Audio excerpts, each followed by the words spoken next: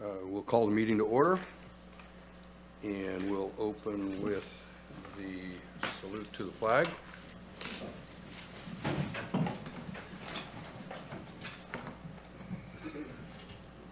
I pledge allegiance to the flag of the United States of America and to the republic for which it stands, one nation, under God, indivisible, with liberty and justice for all.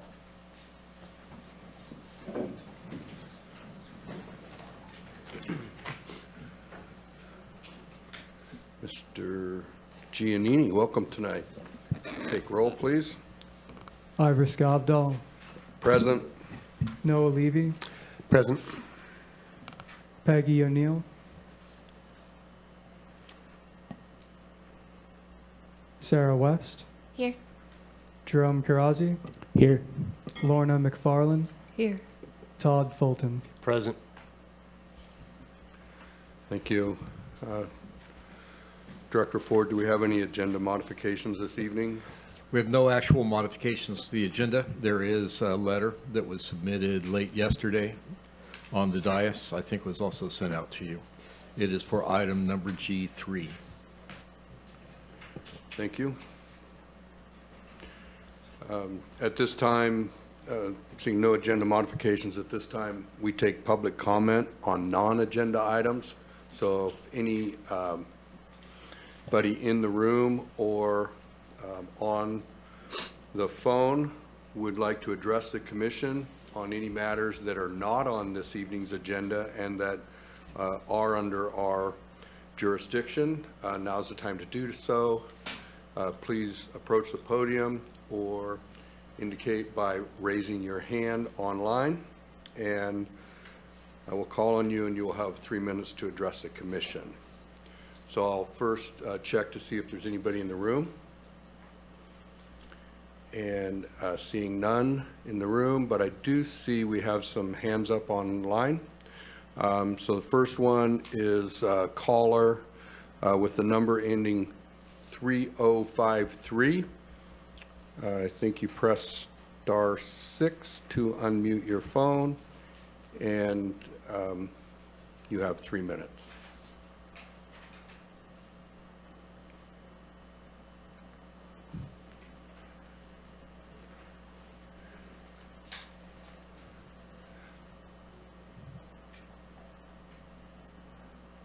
You're now muted. So caller 3053. Is it star? It's *6, right? You're unmuted now. Just want to confirm you can hear me there in the chambers now? Yes, we have you now. Thank you. Thanks. You got a little bit of technical difficulty, just a little delay, lag time in the *6, but thank you for hearing me. Thomas Mulder here speaking. Just want to bring up a couple of things I just saw in the headlines. Yet another project that was spent countless hours, years in the planning department and planning phases is not going to be built in Humboldt County. So I just want to bring a really big red flag that in Humboldt County it seems like we get projects. We continue to condition them until everybody feels warm and fuzzy inside, and then they don't get built, or they get voted down on appeal at the Board of Supervisors. So just want to remind you the message of overregulation and overconditions continue to drive away business from Humboldt County, and it continues to make us in an economic downturn. It's really, really unfortunate. Humboldt County seems to follow suit with the city of Eureka. Just really want to remind you, the city of Eureka on 3rd Street down there near Sisu. If you want to watch open drug use and crack being consumed, that's where you drive. That's actually where I take teenagers whenever they want to see what drug use is like. And just today, the great city of Eureka, going to the Planning and Building Department, which is in the city, within the city of Eureka, pull in the parking lot, get mean mugged by a group of 4 individuals smoking a blunt, openly consuming alcohol. So think about following suit of city of Eureka. Think about the overregulation. And please don't condition things so my grandchildren don't have an economic future in this county. Thank you for the opportunity to speak. Thank you. And the next caller is identified is Jax, and it looks like I think they were unmuted. So try. There you go. Unmuted now. Hello, hi. Thank you. There's a bit of an echo. Okay, how is that now? That's better. Thank you. Okay, great. So I am calling about the recent headlines about an Amazon distribution warehouse. And I know it's not on the agenda tonight, but I just want to make a statement on that and also ask like how to get it on the agenda, where else like comments are being taken on this, how the other steps like public input and the different reports on it. So I'll just read here some of the reasons why I'm against it. Amazon is one of the most exploitative corporations there is. For decades, it has been clear their model is to undercut everyone in the market, forcing them to lower prices to compete and eventually driving enough people out of business that they have a monopoly and start raising prices again. Any money spent buying things from Amazon goes directly to Amazon, not local businesses, and avoids local taxes our community relies on. Allowing them to add next day delivery will only shift people away from buying from local stores. They support ICE, they help weaponize the military, perpetrate illegal union busting and unethical labor practices, and are one of the biggest polluters in the world. This is not the kind of economic development our county needs. A project of this scale affects so many aspects of our community and different local industries. It must be stopped until there can be a thorough public comment and research into all the ways letting this warehouse be built will be antithetical to the county's goals of bringing sustainable and economic development that lifts up everyone in the community, not just one billionaire, and protects our environment. Thank you. Thank you. So if I could get an answer to the question, how to get this on the agenda so that it can be discussed. Yeah, thank you. We'll take that after public comment. Okay, thank you. Okay. And I was checking to see if anybody else, I see no other hands raised, so I'll close public comment. And Director Ford, I'll ask you if there's anything. I'm sorry, I walked in a little late. I did have a question. This is the Elk River estuary. Yeah, we're not there yet, but it's coming up on the agenda. Thank you. Relative to Amazon, there is an application submitted. It's currently deemed incomplete, so it's not actively being processed yet. The project planner is Steve Lazar. If you'd like to submit comments to the county, you can submit them to Mr. Lazar, and he will bring forward all comments once it does enter into the public review cycle. Not knowing what's going to happen until we get all the information, it's really hard for me to say what all the public points of discussion will be, but it will require a public hearing at this planning commission. Okay, thank you. Yes. You said the planner's name, but you didn't give an email address. So the email address would be slazar, that'd be SLAZAR at co.humboldt.ca.us.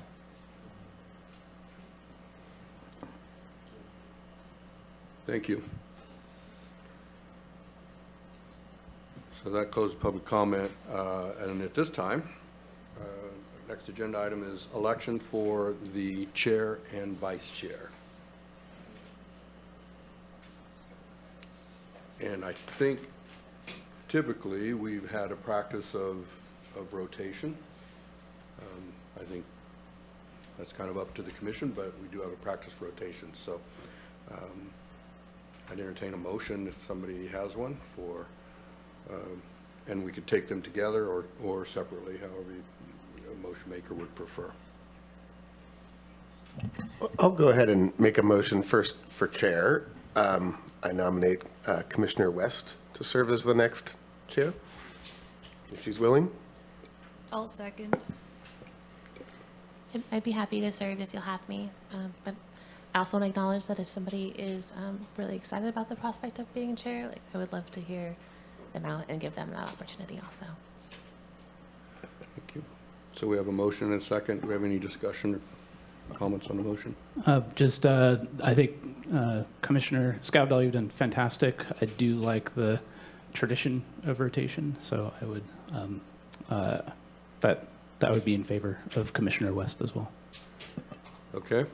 I think we can, I'll just call for a voice vote on this. All in favor, say aye. Aye. Any opposed? Hearing none? Congratulations. And do we swap positions now, or should I take up the next item?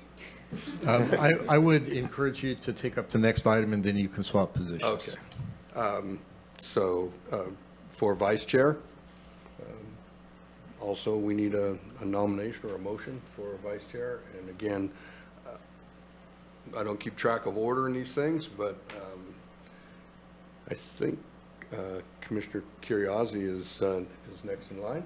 So I'd like to motion for Commissioner Curriasi to be vice chair. I'll second. any discussion? Commissioner Curriasi, you're willing to serve. All those in favor say aye. Aye. Aye. Any opposed? Hearing none, congratulations to you both. I'm sure you'll do a great job. And I just want to second what Commissioner Curriasi said, that Chair Scavdall, you've done a terrific job, and can't believe it's been a year already. It Absolutely. does fly by.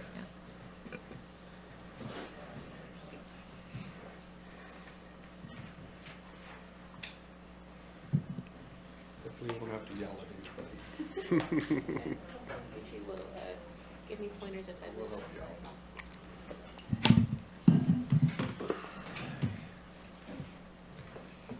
So you might want to just, there you go, switch your nameplates. Okay.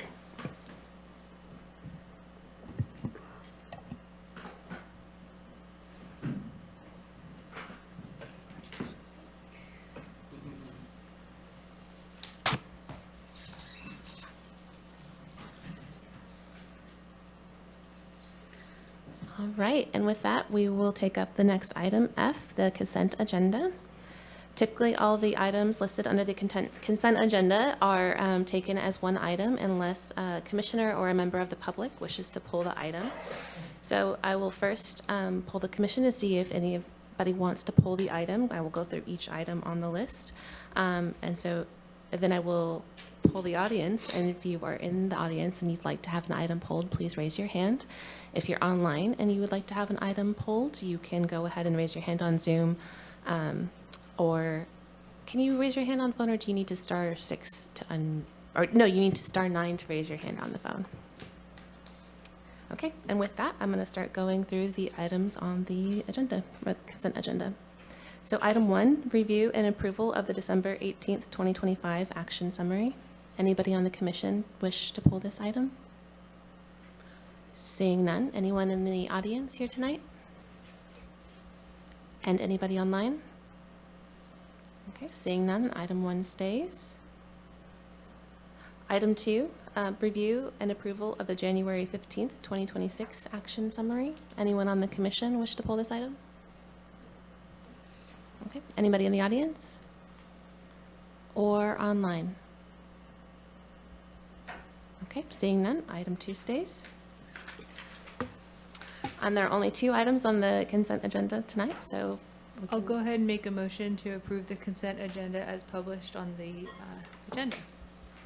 I'll second. let's go ahead and do a voice vote.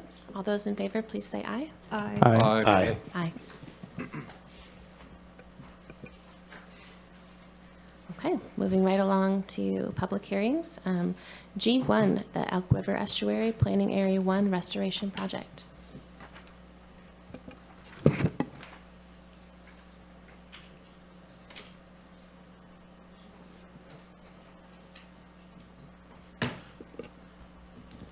Good evening, commissioners and members of the public in attendance. Tonight, we're going to discuss conditional use permit for the Elk River Estuary restoration project. And that is the presentation that the project applicant will be giving once I get done with mine. How do we switch the screen? There we go. That's my presentation. So I'm just going to run through this presentation. This is a project summary. The project is essentially a large ecosystem-wide restoration project of the Elk River Estuary, running from Highway 101 up to Showers Road, essentially. What we're looking at here is the Elk River Valley. The Elk River is the largest tributary to Humboldt Bay. Humboldt Bay, of course, is one of the largest estuary habitats in the state of California.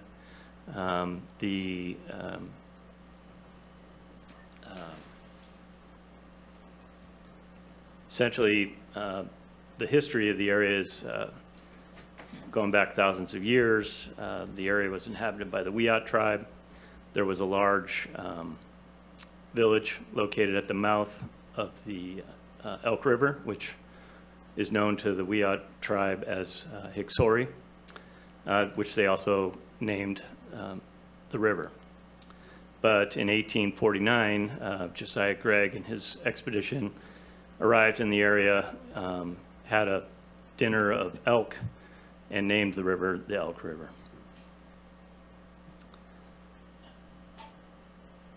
The project aims to restore portions of the estuary and surrounding lands to conditions that more resembled those that occurred back before settlement by the white settlers. So there's 13 property owners involved in the project, a total of 43 parcels, which combined have an acreage of 984 acres. Parcels are owned by California Trout, which is the main project applicant, the state, the Wiyot tribe. These parcels will be subject to extensive habitat restoration and enhancement actions. Some of the other parcels will have lesser amounts of restoration, and some of the parcels will have very little and maintain their agricultural productivity. So this is a slide showing the overview of the project. It's a little hard to pick out the details from this graphic, but we'll go into the project components in the following slides. So there's 5 project components, including infrastructure removal and replacement, estuary design enhancement, vegetation enhancement and management, beneficial sediment reuse, and public access enhancements. The infrastructure removal and replacement component of the project includes the installation of, I believe, 13 or 14 new tide gates. These tide gates are designed to allow for the passage of fish. They're kind of like, the old ones are kind of like on-off switches, and these ones are more like dimmer switches. You can see there's a little gate on there, and they can adjust the flow so fish can go back and forth easily, even if the tide is going in or out. Also included is large woody structures installed in the banks of the river and the floodplain. This provides habitat for fish. The project includes public access features, including, and we'll go into that in another portion, but it also includes the removal of fences, berms, culverts, and buildings for the purpose of restoring these areas to kind of pre-development habitat values. Another component of the project is estuary design enhancement. So what you're looking at here is a graphic from the 65% design plans for the project in the confluence area. The project is divided into 11 project sub-areas. And so the confluence area is down near the confluence of Swain Slough and the Elk River. And what you can see here is the red shaded areas will actually be excavated, and the blue areas, the fill will be piled. And what this is essentially doing is increasing what we call the sinuosity of the water channels that enter the rivers and the sloughs, which will increase the habitat value for fish and wildlife. Also, you can see the little blue spot is an island within a tidal pond, and that'll be good habitat for birds. So it's just an example of one portion of the project, and you can see a little inset of a picture of a tidal pond. And these ponds are, according to the applicant, very important habitat for juvenile fish, especially coho salmon and other salmonids. This is a large component of the project is vegetation enhancement and management. The Swain Slough is habitat for the eelgrass, and the project includes enhancing and expanding the areas where eelgrass can be can live, I guess.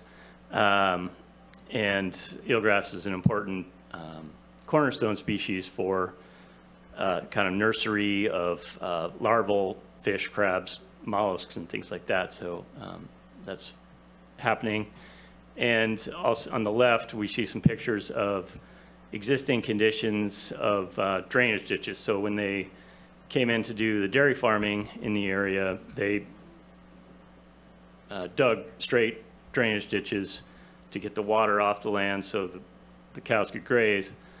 These drainage ditches have kind of become silted up due to the fact that the ditches get filled up with these clonal willows, and they capture all the sediment. And over time, the farmlands have been subjected to nuisance flooding because the willows capture the sediment. And this kind of situation is not a great habitat. So we're going to, the applicant proposes of changing the vegetation in those areas. A big part of this project is the beneficial sediment reuse. Again, we have kind of a heat map of the way that they're going to move the soil around in the project area. So this is one of the sub areas, and you can see the dark red is going to be a new tidal channel off of the Elk River, and that sediment gets reused to reinforce existing levees and or create new eco levees, which will protect the remaining farmlands in the area. So that's what's happening with the sediment reuse. And also included in the project is public access enhancements.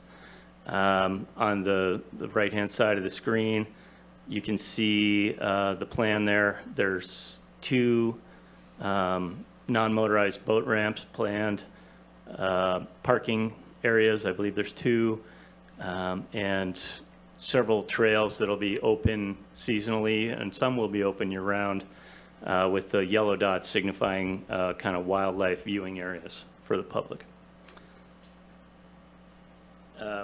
So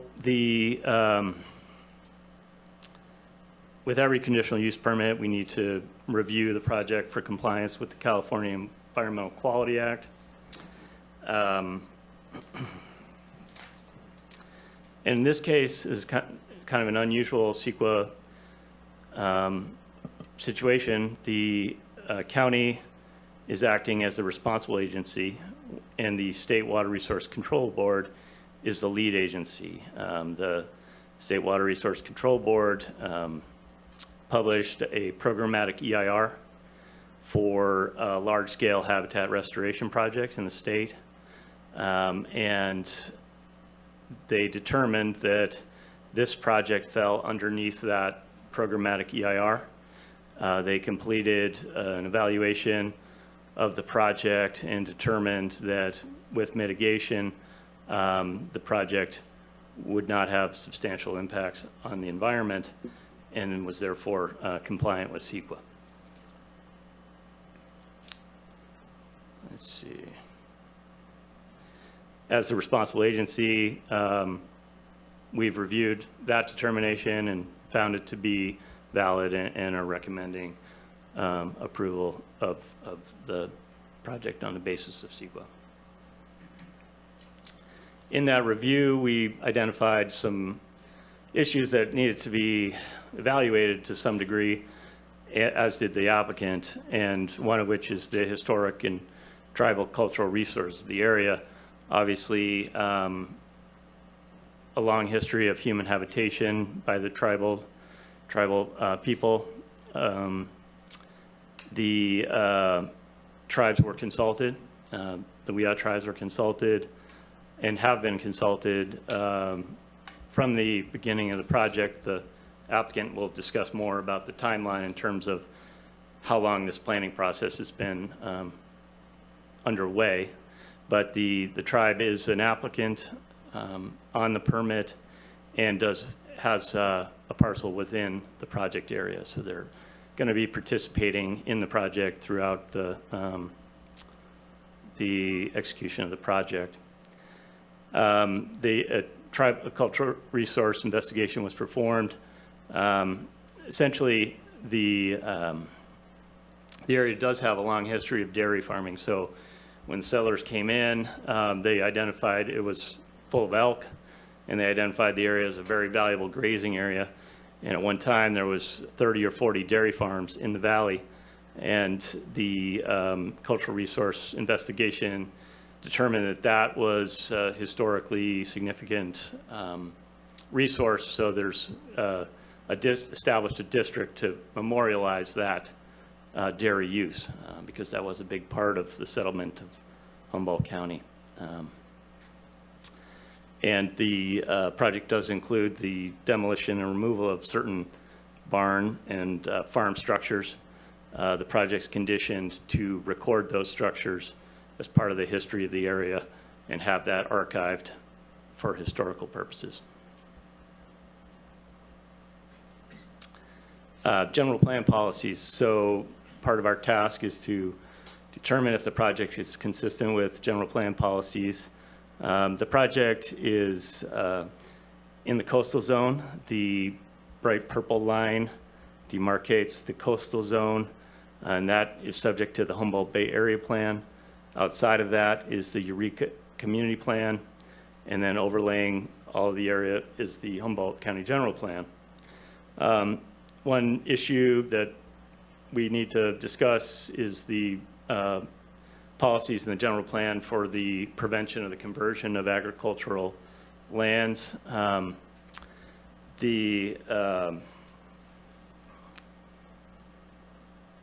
Although there will be some conversion of agricultural lands from agricultural use to habitat use, the staff made the determination that overall that conversion is not significant on the basis of the project as a whole will preserve and prevent disturbance and destruction of ag lands from sea level rise, and essentially the siltation of the drainage facilities and the nuisance flooding that's occurring in those areas. Let me just kind of catch up with myself here a little.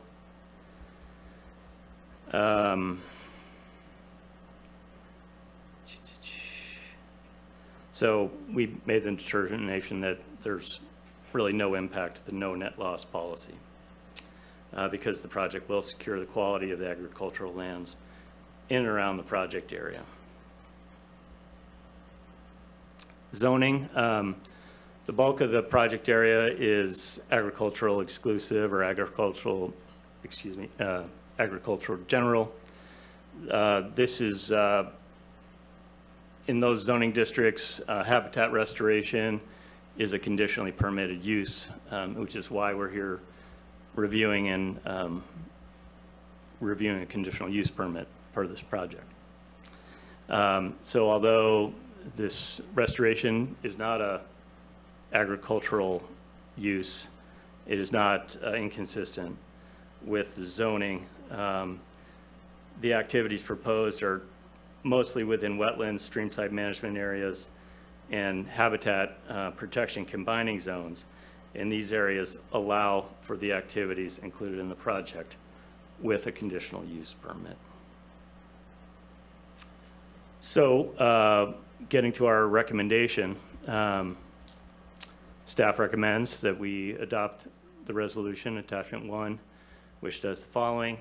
Finds the Planning Commission has considered the programmatic EIR certified by the State Water Quality Control Board and the determination made by the North Coast Regional Water Quality Control Board that there are no anticipated impacts to the environment that cannot be mitigated to a less than significant level.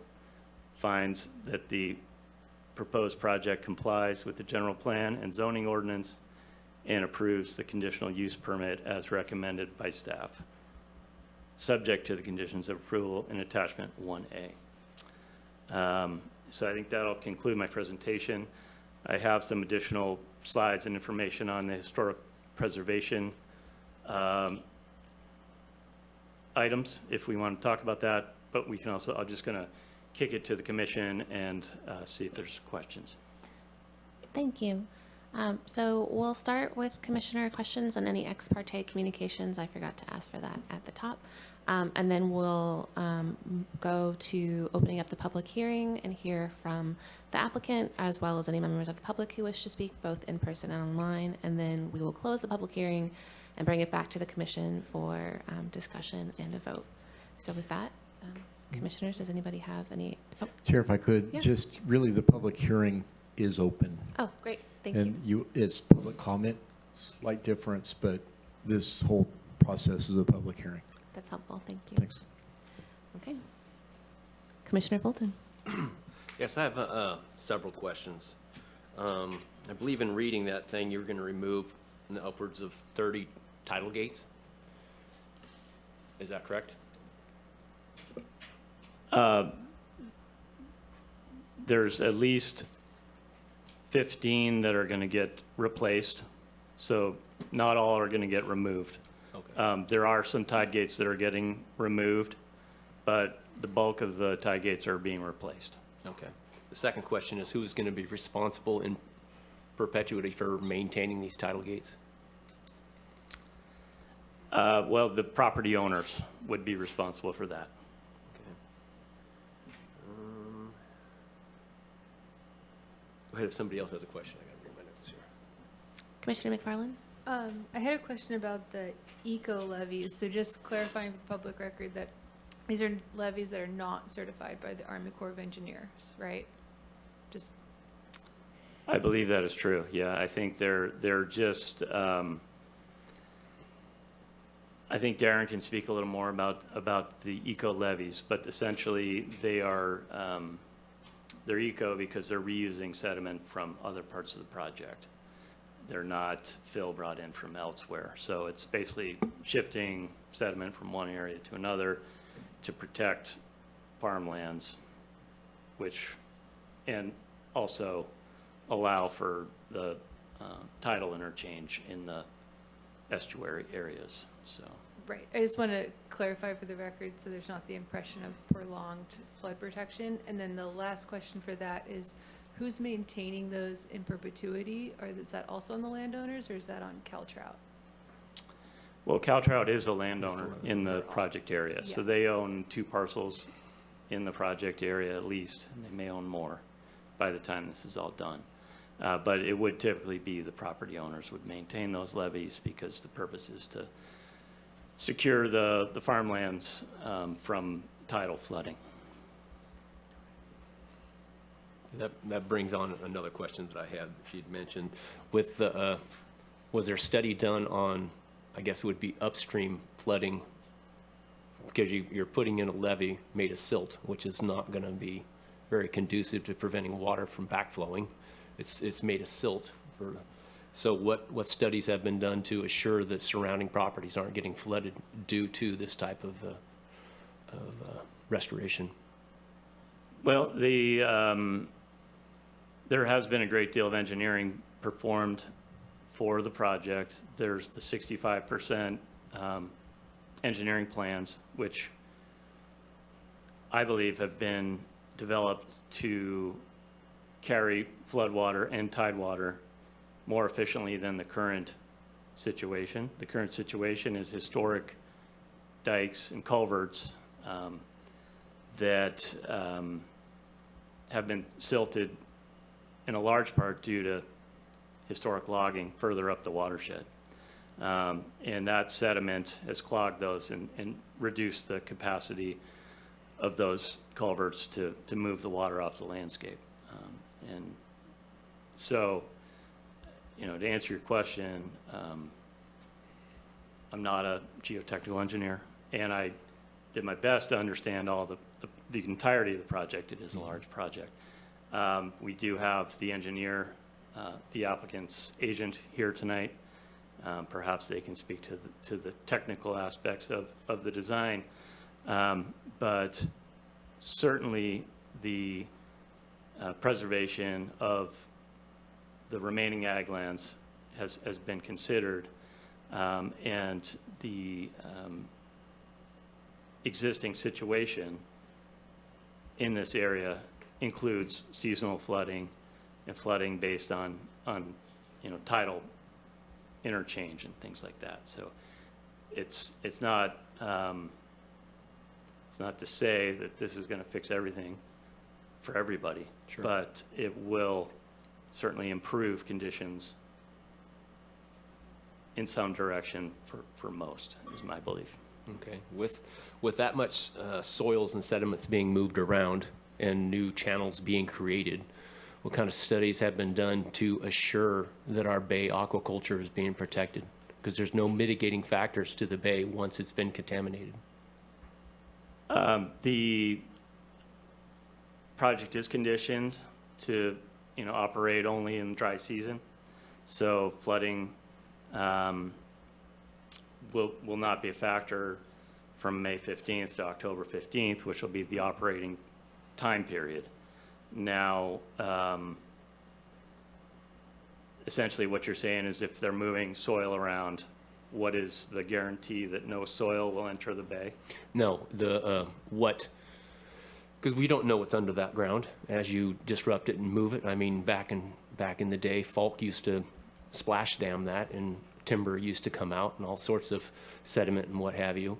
But once those ground is disturbed and opened up, the first rains that fall are going to flush out whatever's in that ground out. I'm not saying there's any contaminants in there, but we have a pretty pristine bay here in Humboldt County that is probably one of the only places on the West Coast where we raise oysters from seed, essentially. So I just want to make sure that there are tools in place to make sure that that isn't going to be contaminated due to a restoration project to the biggest tributary into Humboldt Bay.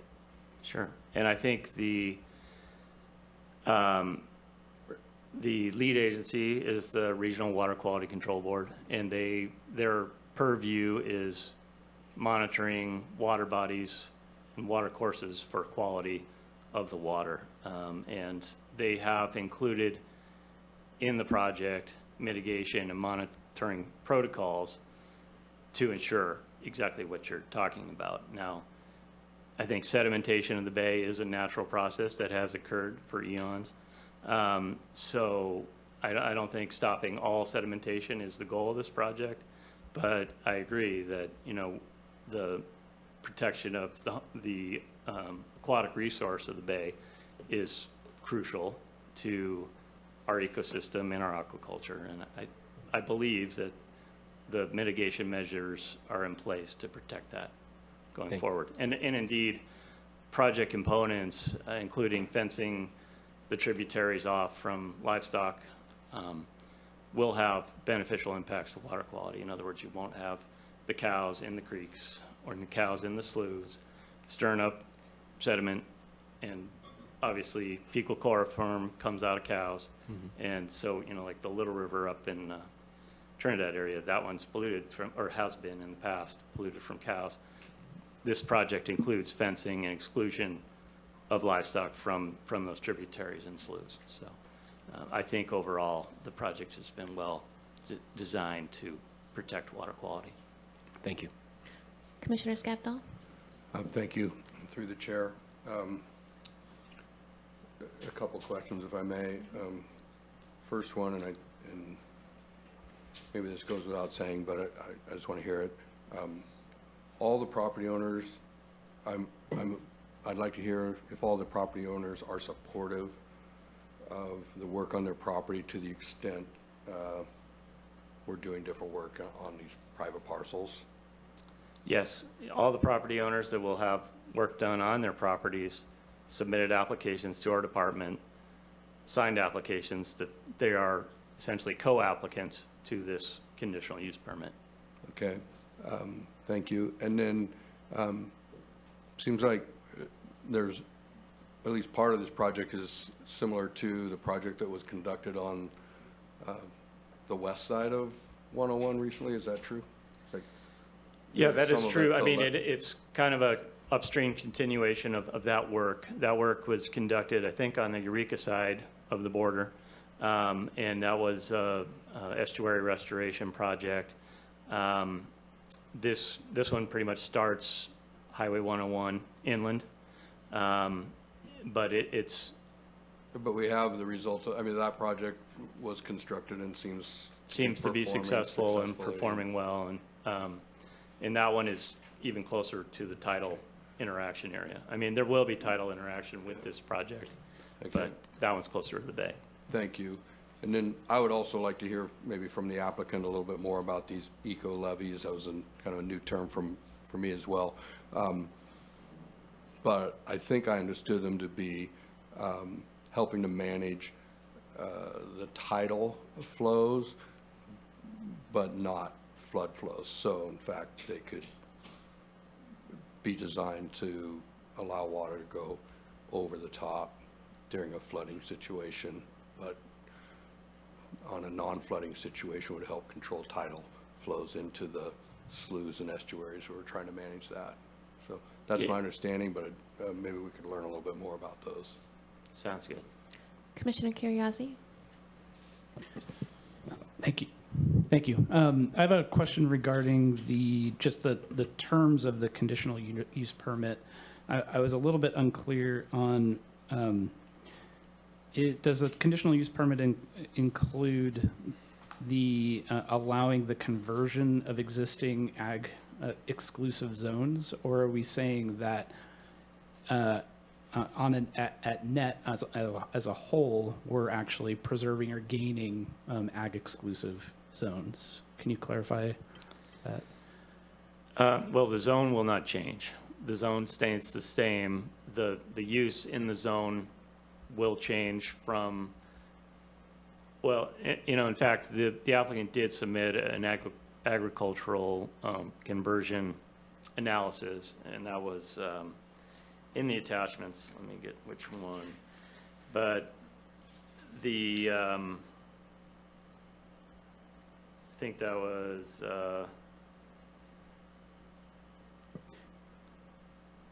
yeah, attachment 4A. But I guess your question is. But, well, in that attachment, it was saying that a conditional use permit would be needed for the potential loss of land zoned ag exclusive, as well as a special allowance for AG. And so but I didn't, the way I read the resolution, it sounded like there isn't a net loss of land zoned as ag exclusive, but there is for ag general, and I just wanted to get clarity on that.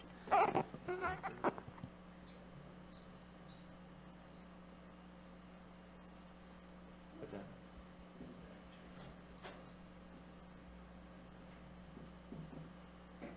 I don't think so. Yeah. So I think the important thing is that the conditional use permit is needed for the use, not really for the conversion of ag lands, because the habitat restoration is just not a principally permitted use in almost all of the zones on the property. So, but there is a no net loss ag policy in the general plan, right? And so, in our view, based on the analysis, this is going to protect and preserve the functioning ag lands. And so it's not really a net loss, it's actually going to enhance the existing agriculture. And so we don't believe that it's really a conversion of ag land. While some ag land is getting converted essentially back to habitat like it was originally, the net result is going to be to protect ag lands from some of the impacts from sea level rise. That's clarifying. Thank you. That helps. And just to reiterate back what you said, that the conditional use permit is for the activities itself, not for the gain or loss. Correct. Okay. Correct. Thank you.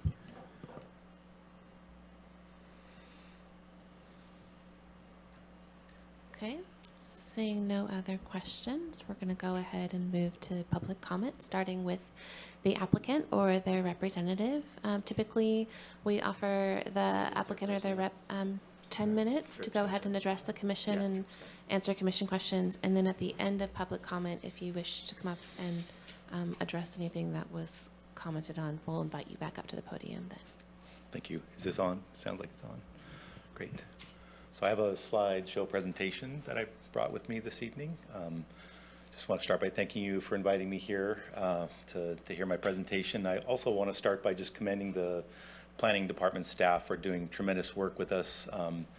Over the course of the past several years, we've been engaging with the planning department on the overall planning area 1 project area, and then most recently the conditional use permit that we're applying for the first phase of our restoration program, and sort of got behind the 8 ball in terms of timing, and they've been able to expedite this project through the planning department permitting process really well. So just want to commend the staff for doing that great work. My name is Darren Maru. I'm the North Coast Director with California Trout. I'm the representative of our project team that includes several local engineering and planning consulting firms, technical experts, and also using public funding from the Coastal Conservancy, the Wildlife Conservation Board, and soon the NOAA Coastal Zone Management Program to implement the first phase of our restoration project. Andrew asked me to discuss some of the historical and timeline issues and public engagement that our program has gone through over the last more than 12 years, and so I'll start with that. Talk a little bit about sort of the broad purpose for this work in what we call Planning Area 1, and then I can focus on some of the actions that are proposed in the conditional use permit first phase of restoration that we're proposing for this coming summer construction season. So this is our timeline of when I and my organization, Cal Trout, and our partners have been involved in the Elk River. We started by invitation from the Regional Water Quality Control Board to be involved in their TMDL, their sediment TMDL program. We began in 2012 fundraising and conducted a feasibility study looking at the feasibility of sediment dredging or sediment remediation in the Elk River all the way from headwaters down to the bay. That's that Elk River recovery assessment that was completed in 2018. Alongside that, the regional board was conducting its own staff process for the TMDL program that ended in 2016 with adoption of that TMDL program into the basin plan. We were sort of collaterally part of that regulatory program, but we're not a regulatory agency. We've been providing technical support to the regional board. In 2018 through 2020, we started or implemented what we call the Elk River Stewardship Program, which was basically a major public outreach process to discuss the findings of our feasibility study with the public, mainly focusing on what we call river adjacent landowners, those landowners who are affected by the Elk River, its sedimentation, and where we would need to have permission from them voluntarily to work on their lands to implement some of the recommendations from our recovery assessment. That phase of public outreach and engagement resulted in our 2022 Elk River Recovery Plan that outlined the broad vision for restoring the Elk River, not only in terms of its sediment aggradation conditions, but also the habitat loss, agricultural dysfunction, everything that was part of that valley and those landowners that we're grappling with and are grappling with the history of land use in this area. In that recovery plan, we introduced what we call planning areas. It's about a 2,000 acre footprint of the Elk River Valley all the way up to the headwaters forest and into Humboldt Railroad Company property. It's too big for one planning, engineering, design phase, so we broke it up into 4 planning areas. You can see those in the colors in the map on the right. And primarily right now we're working in planning area 1, which we define as the lower valley and estuarine portion of Elk River that extends from Highway 101 up to Showers Road, including the Alexander Sea Mist Dairy that's at the upper end of the valley there near Showers Road. We are proceeding into planning area 2, which is the green outline area that extends all the way to the confluence of the 2 forks of Elk River in a separate phase of funding. And it's about 2 years behind our planning area 1 activities. But tonight I'm just focusing on planning area 1 and happy to come back and share any more information that you would like on our overall program. In 2023, with funding from the Wildlife Conservation Board and the Coastal Conservancy, we completed what we call a 10% design report. It's a conceptual design for restoration, sediment remediation, vegetation management, all the actions that we're proposing that had support and buy-in from the landowners. And so that was brought to the public through public meetings and discussions with agencies and so forth. Then we proceeded on to where we are today, developing the 65% designs and conducting our CEQA analyses and obtaining all the permits for planning area 1, which is that yellow area to the northwest portion of the valley. If you can go to the next slide, please. Just want to take a step back and address why we're doing this program in general. Not only tearing off the Regional Water Board's TMDL program, but we know that coastal wetlands, including Humboldt Bay, are threatened by sea level rise and the land uses that have occurred over the last 175 years. We're sort of all grappling with some of those relic issues. And I cite here a study from 2018 estimating that nearly all of those coastal wetlands throughout the Pacific Northwest will be lost to sea level rise if we don't proactively address those conditions. We also know that Humboldt Bay has the highest relative sea level rise in California, and that's because the sea is coming up and the land is subsiding from tectonic activity. So that relative sea level rise rate is really overwhelming, and I'll show you why. It's just overwhelming the conditions in the lower Elk River Valley right now. And some of our local planners, like Alderon Laird, who I've worked with for many years, recommends what we call a managed retreat strategy. You've probably heard this term before, but sort of pulling back from those historic land uses and letting the sea come in and reclaim what we reclaimed in a century and a half ago. And then also the last point here is we have a lot of aquatic species that are vulnerable to sea level rise and that habitat degradation that's occurred from our land uses. And so enhancing those adaptive capacity conditions so that the land can evolve with those, with climate change and sea level rise that's coming in is our approach in this project area. So that's kind of the broad view of why we're doing this. I'd love to share this photograph because it does 2 things. It helps us orient to where we're talking about in the lower Elk River. So you see Highway 101 traversing across Elk River Road up. You see Pine Hill Road that goes up the Martin Slough Valley toward the municipal golf course. At the very lower right of the photograph is the confluence of Elk River as it heads out and the railroad bridge that's now the Hickshory Trail there.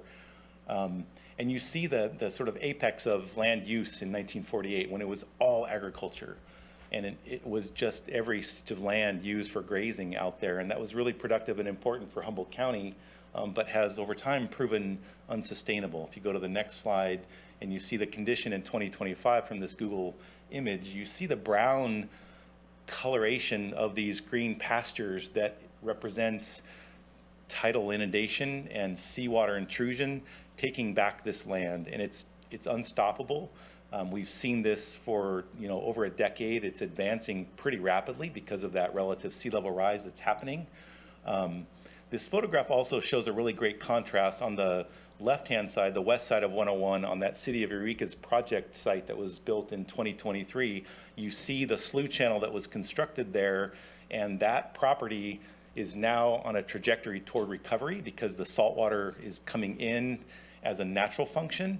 On the right-hand side, on the east side of 101, the CDFW Elk River Wildlife Area was taken out of ag production, and it's been fallowed for several decades, but it hasn't been restored, and so it's just kind of laying there dysfunctional, and you see that kind of gold spot of hypersaline water setting out there. It's not functioning ecologically, and so part of our motivation is to help some of these public lands toward more ecological conditions. Go to the next slide, please.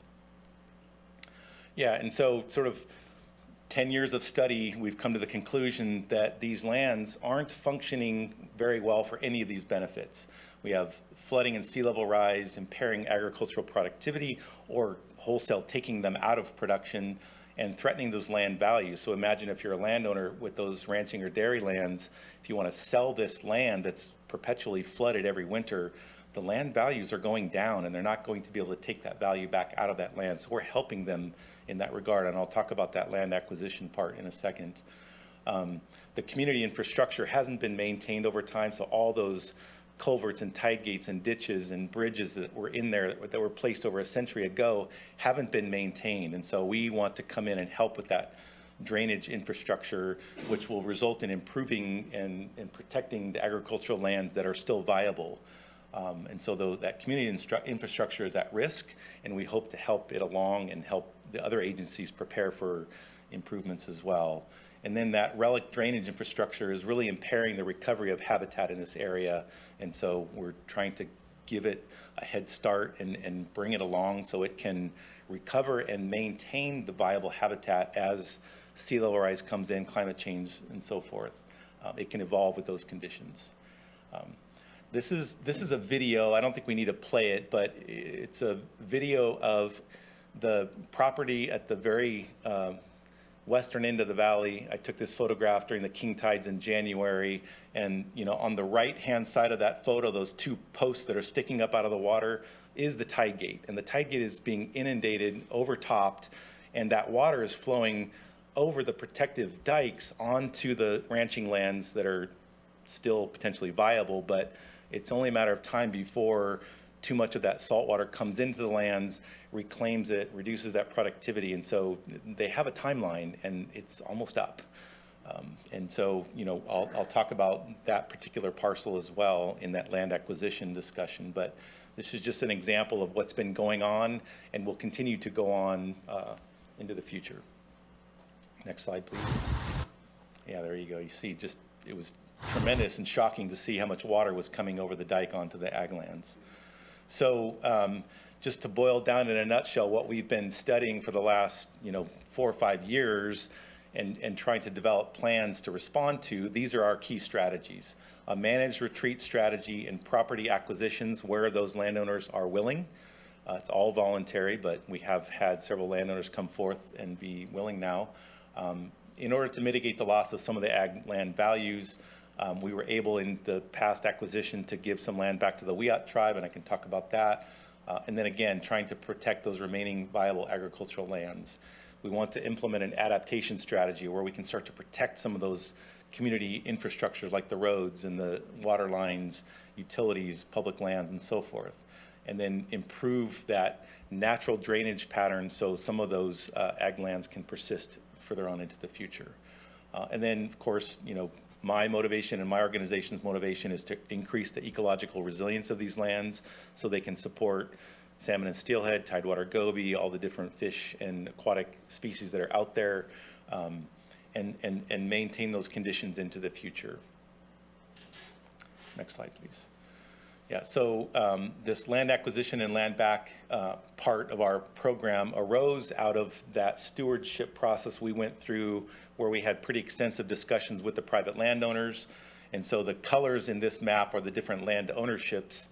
The green is the CDFW wildlife area that's been owned by the state for a couple decades now, and it kind of formed the core of public lands where we knew we could do some restoration, to at least to start. Knowing we had to protect surrounding agricultural lands. But as we proceeded through those conversations with landowners, it became apparent that they see the writing on the wall and took the opportunity to engage with us toward land acquisitions. So the brown parcels were the first phase of acquisition from the Pryor family trust. Robert Pryor and his wife Louise passed away during our acquisition process, but his son Chris continued on with us. We did a 1031 exchange, so they were able to take the value of the land and reinvest it in another place. And we ended up with 4 parcels that totaled 175 acres. One of those parcels on the west side of the valley was given directly to the Wiyot tribe. They call it Schwanish-Guk. It had in that loud 1918 ethnographic study a name there and documentation of a fishing camp historically, and so they are the owners of that parcel now and a partner in our restoration to come. The two other parcels are owned by Caltrout, and we'll hold them through the restoration or soon transfer them to CDFW wildlife area ownership. So they will become part of the Elk River wildlife area. Caltrout's not going to own them for long, but we're sort of in transition right now. And then the gold colored properties, you can kind of see how they're in a strategic location in the middle of the valley, and many years ago approached Greg Shanahan about acquiring them, and at the time they weren't willing to relinquish ownership, but middle of last year they came forward and agreed that they would be willing to sell those to us, and so we are in negotiation. I asked Greg if I could present that tonight to the commission to let you know that we are currently in negotiation to acquire those lands. So we being our project team and agency support group, be able to do the work on all of those properties over time. We have 7 or 8 phases of restoration planned. And significantly totaling almost 400 acres of land where we can conduct some of this restoration and sea level rise resilience and infrastructure protections. So that's our plan going into the future. I think I have one last slide. Yeah, so just kind of narrowing down into those 2 parcels that Caltrout purchased from the Pryor family trust that are along Swain Slough. So you see Elk River Road and Pine Hill Road that goes up toward the municipal golf course. This is the first phase of the restoration that's being proposed for this summer and is the subject of our conditional use permit. And so we're proposing to remove levees, restore those tidal slough channels, re-vegetate with native flora, put in some infrastructure protections. The brown dotted line along the boundary of the project is our eco levee. And so just to address one of the questions, an eco levee is a levee that has a more gentle slope that can be vegetated and allow, as sea level rise comes in, the transition of habitats up to that top of the elevation of the dike. So it's essentially a dike that's gently sloped that can be vegetated to provide, habitat for some of the sensitive species and so forth. So that's what an eco levee is. We're also, through Caltrout's ownership, proposing to deed an easement along our property for the county to eventually widen the road and raise the road elevation if needed in the future, so that it can be raised to not flood. So we just initiated that conversation with the planning or the Public Works Department recently. Hank Siemens, aware of our ownership here and our future ownership, and so as we own the property, it was purchased by the state. We're happy to help accommodate the county's future opportunities to raise that road surface and prevent flooding there. And that would extend essentially from the bridge that crosses Swain Slough all the way to where Elk River Road goes up the hill. We will have control over that whole road corridor, so that's not insignificant. And we hope with the funding that we have from the NOAA Coastal Zone program to begin construction in 2026. with your permit authorization and blessing. So that's the last slide. I just want to thank you again for hearing our presentation, and I can take any questions that you like. Thank you. Does the commission have any questions at this time? Yes, sir. Can you just touch on the eco levy Yeah. concept, how So- that actually works? And So picture the parcels that are out there in different land ownership. One of our key obligations is to not affect a landowner who doesn't want to have tidewater flooding his property. And so building dikes is a key strategy for that. If we build a steeply sloped dike, it functions less well ecologically. And so having a more gently sloped dike allows vegetation to occur on that surface of the dike. So it's essentially a water control structure that has a more beneficial ecological condition to it. thank you. Commissioner McFarland? I had a couple questions. So my first one was, it's kind of hard to read on the diagram, but your levee, are you in the Caltrans right of way, or are you ending before when you hit 101, or is there not a levee on that side? We're not encroaching into a Caltrans right-of-way. There's Humboldt County right-of-way along Elk River Road, and But where the CDFW wildlife area abuts up to 101? yeah, So is your project going, we're staying outside of that right-of-way. okay, so I guess my follow-up question is the project designed in a way in which Caltrans could change the hydraulics of their system and your project would remain functioning? And I'm partially getting at, are you using any of this project, or is anyone using any of this project for CEQA mitigation, either upland or sensitive natural species that would be essentially flooded out if Caltrans changed the hydraulics? I don't know how they would change the hydraulics. One day if they were to raise the road or something, would that still be consistent? I just said, we just want to make sure that whatever future for that road is consistent, could handle more water. Our obligation is to design a project, and to address one of the questions that came up earlier, how we've assessed flooding. We have hydraulic modeling, and our engineer is obligated to write a letter to the county flood board certifying, it's a stamped certified letter, that we won't increase flooding in our project area. And so that's a constraint that we have to stay within. I'm not a hydraulic engineer. My understanding of this project area is that with the bridge and the breadth of Elk River, there's plenty of capacity to pass water out. What's slowing the water down right now are the dikes and levees and dysfunctional infrastructure, the culverts and tide gates and so forth. And we're going to improve that, but it all flows out through the Elk River, and I don't think it affects 101 at all. Okay. But so there's no upland mitigation on the site? There's no No. CEQA? Okay. Commissioner Fulton? Yes, I did have a quick question. Could you bring up the slide where it showed the levees? We're gonna have to ask Tripp to get that PowerPoint back up. Tripp, are you able to? Yeah, we're gonna have to find the slide that the Commissioner Fulton is talking about here. Just give us a whistle when you see what you're looking for there. I think the slide was in the county slide. Oh, it's in my not- presentation. No, it was Sorry. in his. It's in his, It yeah. was in his. Wasn't his?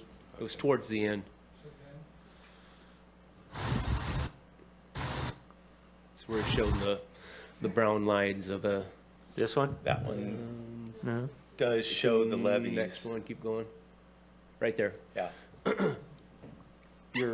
Your brown lines are where your proposed environmental levy, correct? So within the boundaries of those levees, are they going to be subject to tide water flooding? They will. So essentially on that the ground. landward side, not the road side. Yeah. So essentially that ground will be taken out of ag production. You can call it ag exclusive all you want, but it won't be used for grazing or anything agricultural because it'll be subject to tide water, correct? Correct. Correct. And I don't know if the county has If you records. go back to the photograph in Google Earth, it it's been out of ag production. In other words, the landowner that sold it to us stopped their ag use on the land over a decade ago because of the intrusion of seawater onto the property. The intrusion of seawater, was that because they were not allowed to maintain their levees and the culverts and tide I don't gates? know what their choice or the decision was. Because I found that's usually the problem, is the permitting process to help fix your ground isn't conducive to maintaining it. So now we ended up with Most of the a mess that pasture just did. surface on that property is about elevation 5. It's very low, and so in addition to seawater overtopping levees, groundwater is coming up and it's saline as well. So it's But because the infrastructure is so dysfunctional, we have now allowed the brackish water, I guess we could say, to come into those lands and ruin that grassland, correct? I would say that's part of the process, but it's not the overriding factor of the process. So Groundwater is coming up regardless of how you surround it with dikes and levees. So I guess what my point is basically your proposed restoration project will essentially take that ground out of ag use. It's already out of ag use. Not all of it. Those parcels have been retired from ag use. Okay. I just want the county to realize that once you lose ag ground, you will never get it back.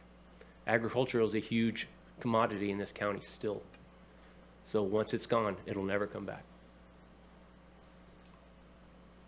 That's it. Any other questions? Um, Commissioner Scavdall? But, yes, so that picture in the upper right corner, Yes, is that those same parcels that we're looking at that have the levees around them? correct. And that's tidewater coming into that land, and it's been doing that for over a decade.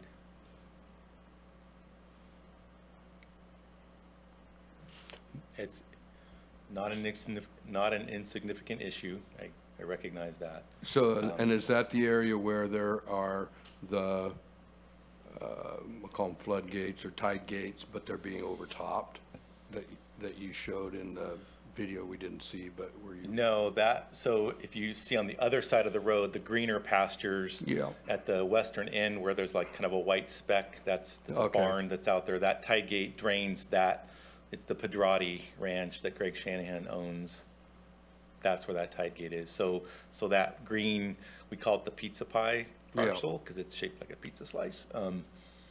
That's the last viable pasture right now in this footprint, and what I showed you in that slide is happening to it, and it's doomed. It's only a matter of time, and that's why the landowner's coming forward to sell that land. And so while we're talking about that parcel, that's a piece where people kind of park and maybe even trespass now, but. No, it's a wildlife area. It's It open is to a the wildlife public, area, yes. so that's where the duck hunters are Correct. hunting, and that's still gonna happen, that's still We are going to expand that significantly, yes, through CDFW land program management, yes. okay, thank you. And the public access will be expanded. We haven't been able to catch up on the designs for well, we don't own it yet. Right. But there would be significant opportunity for in expanding public access to that land. Thank you. I guess one more quick question while we have you. Thanks for the presentation. I just wanted to ask a question about monitoring, since that did come up in our questions initially. I've reviewed the vegetation and aquatic resources monitoring plan. Okay. Sounds like, I guess I have two questions. First of all, is it strictly the case that the monitoring will be up to each landowner, or will Caltrout, as the lead force behind this project, maintain some monitoring responsibilities out a few years beyond project construction? And then the second question is, as this project is, the lead agency is, of course, the Regional Water Board, are they, I don't see water quality monitoring per se mentioned in that monitoring reports, but I'm wondering if water quality monitoring is actually part of their purview as lead agency to monitor for sediment levels, saline levels, any other pollutants that could be unearthed in the course of moving dirt around. So two questions, I guess. To your first question, the or the coastal development permit from the Coastal Commission will have monitoring requirements for each phase of project that we construct. And so we do, as the applicant of that permit, take on that obligation. It usually extends about 3 to 5 years from project construction, and it does include vegetation monitoring. The Coastal Conservancy, who is a funder of our project, also has the CRAM.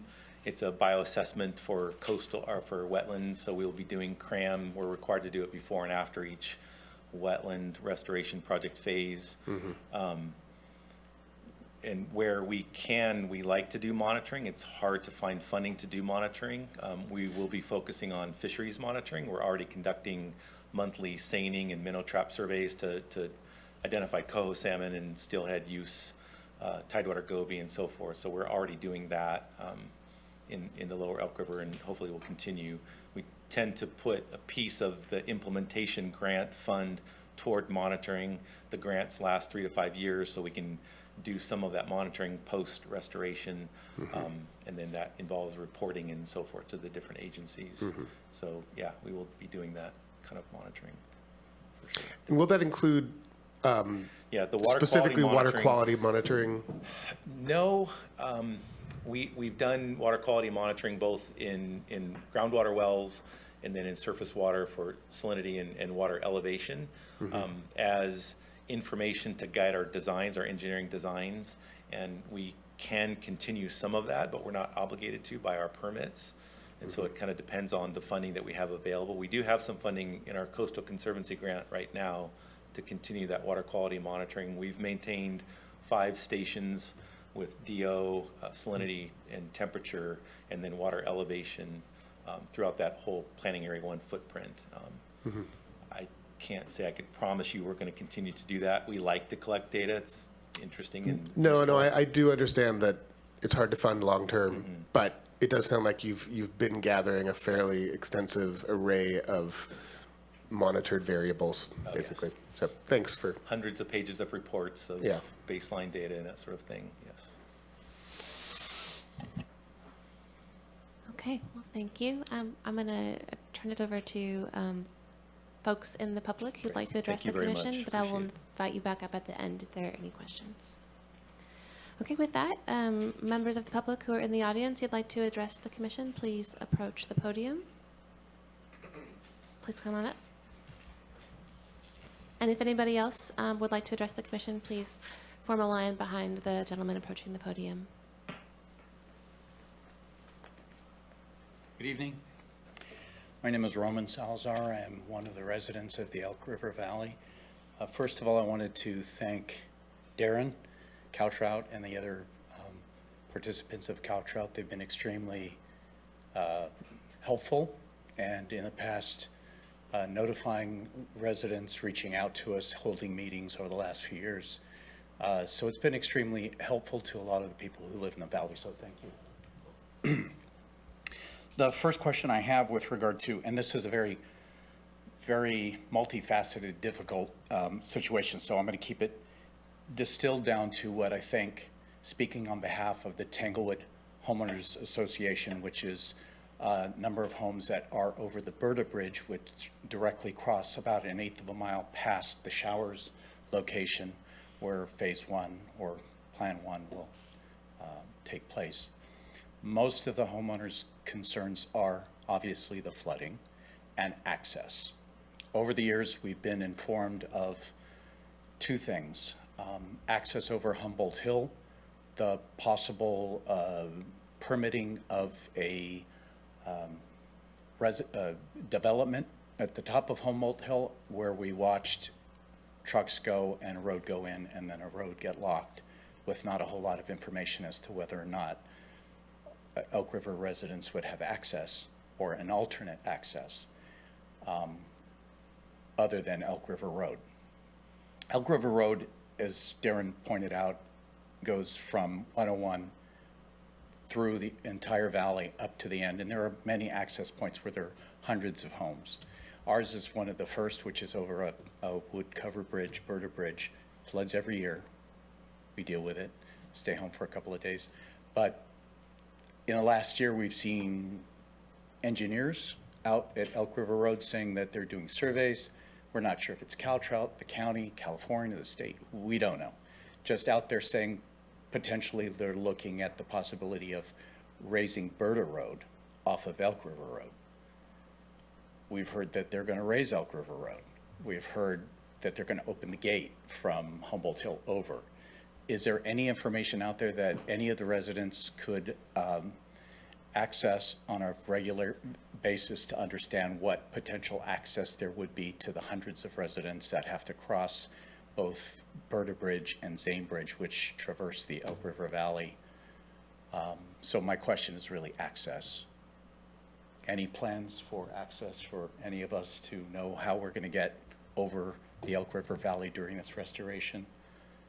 So what we can do is we could take your question, and we cannot have a dialogue with you, but when we take it back to the commission, we can ask your questions for you. Great, thank you very much. And I didn't clarify at the start, but public comment is typically limited to 3 minutes. You're good. Oh, thank you. Okay, at this time, is there anybody else in the audience who wishes to address the commission? Sir, I have some information I could share that pertains to his question. at the end, if we could have you come up, and we'll sort of have you address everything at once, if that's okay. Okay, so not seeing anybody else in the audience who would like to address the commission, I'm going to move to online. And just as a reminder, *9 to raise your hand, or if you're on Zoom, raise your hand if you would like to speak, and I will call on you. I don't see anybody online, so then we will move back to the applicant, who, if you'd like to come back up to the podium now. Sorry to have you sit down and then come back up. I just wanted to mention that the Regional Water Quality Control Board has provided some funding to Humboldt County Public Works Department to assist the county in assessing 3 different places in Elk River that are prone to flooding. And that's the Elk River Flood Curve, the Zanes Road Bridge, the other covered bridge that's in the valley, and also Berta Road. So Public Works hired our engineer at Northern Hydrology and Engineering, and they're proceeding. So some of the surveying that might have been conducted out there is related to that study that the county is initiating to look at flooding at those 3 different infrastructure sites. That's what I can tell you. Thank you. Okay. And with that, we'll close public comment and bring it back to the commission for discussion and a vote.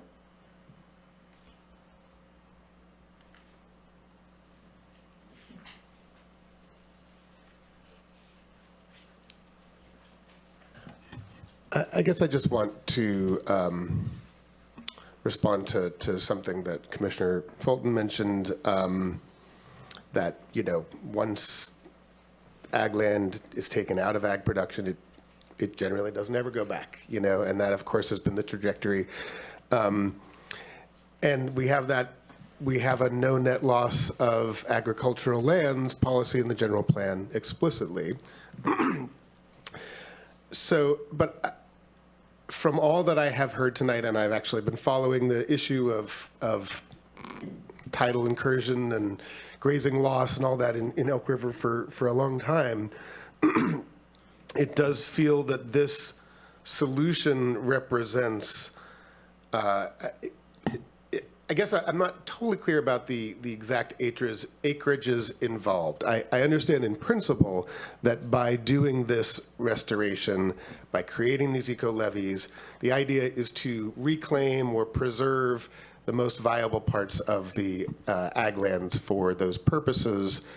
And because so much of it has already been marginal or lost, depending, I guess, on your definitions, that analysis that you sort of walked us through that's in the staff report, does that satisfy the requirements of the general plan policy? I mean, it seems that, there's only a certain amount that you can do to prevent the natural loss of certain types of estuary, ag lands. But I guess what I want to be clear about is the design here being done to essentially wall off and preserve those sections that are deemed viable, keep them in the potential ag production, and it's only those ones that have already been lost are not viable, have not been in production for some time, that are going to be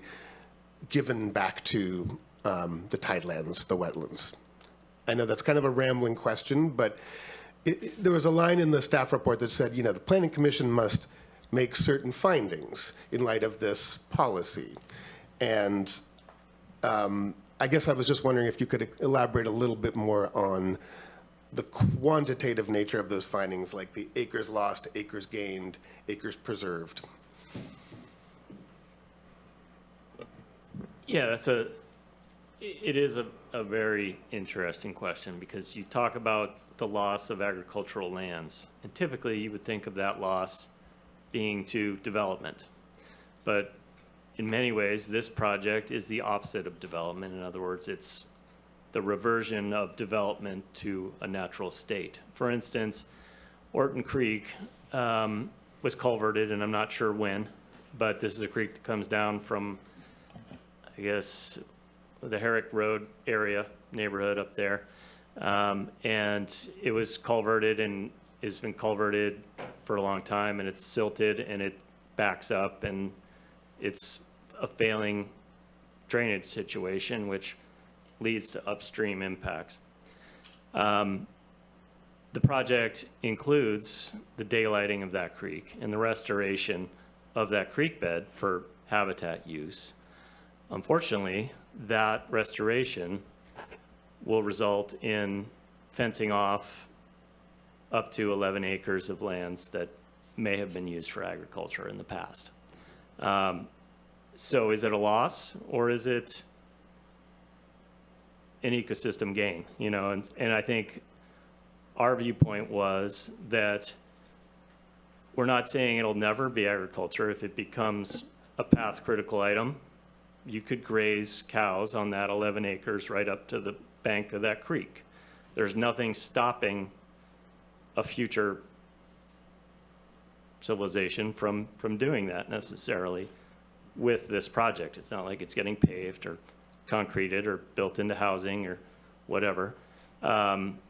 So, it won't be used under this proposal for agriculture, but it's not saying in 50 years or 100 years, if something happens and we really need that 11 acres for grazing, it could be there for grazing. So I think that was kind of the nature of my impression of the project and the findings, with also the understanding that the pressure from the ocean coming up,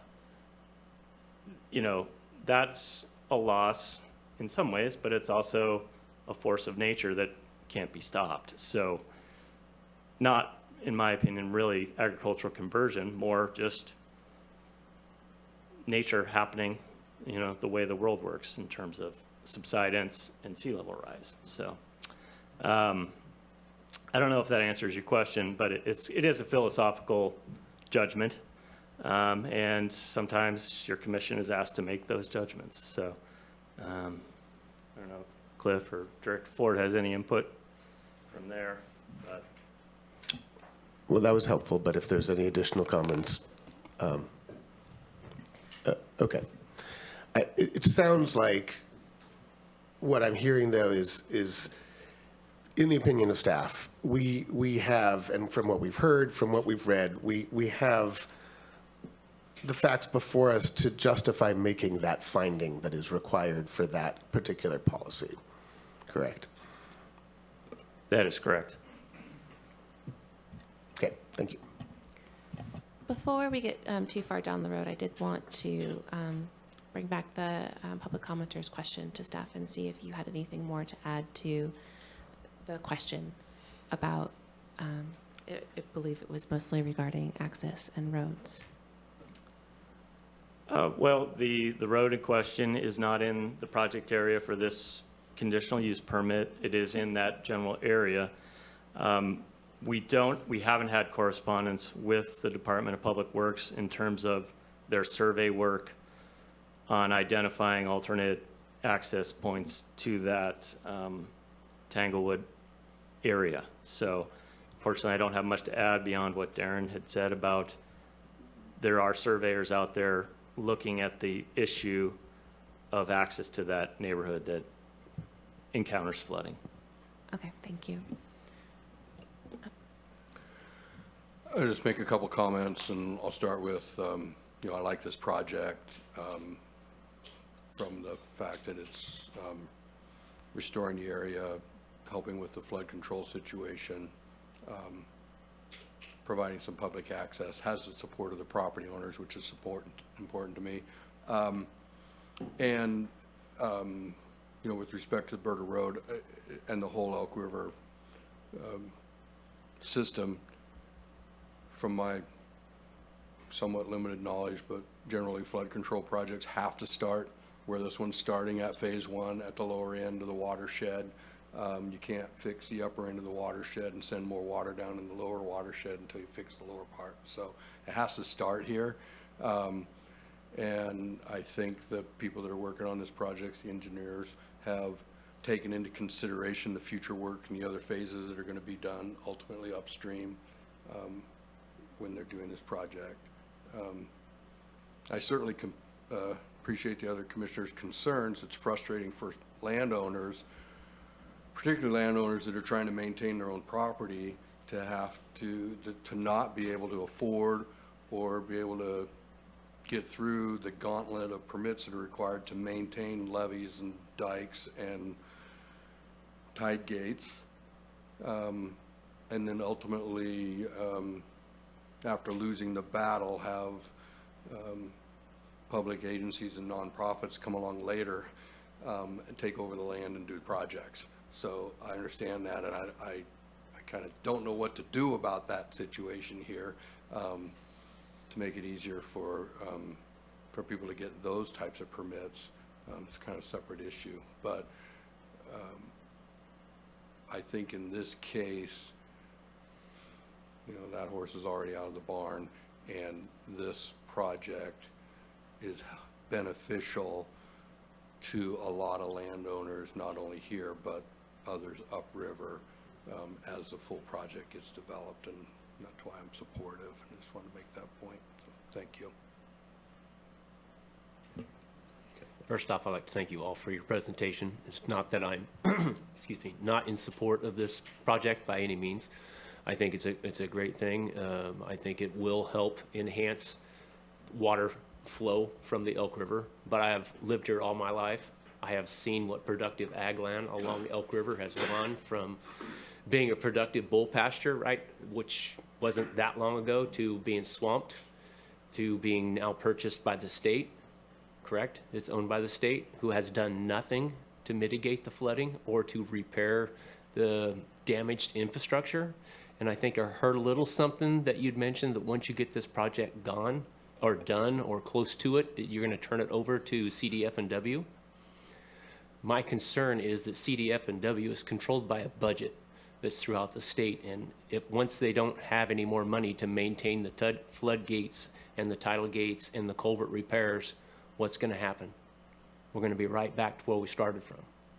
So I personally would like to see some assurances that this project, which I think is a good project, I think it's well meant, is going to be able to be maintained. That is my only concern.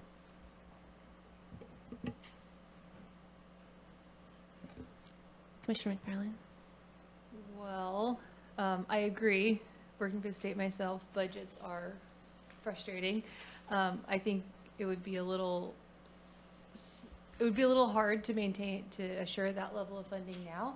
And as it's not a mitigation project, CalTrout wouldn't be required to turn the property over to CDFW with an endowment.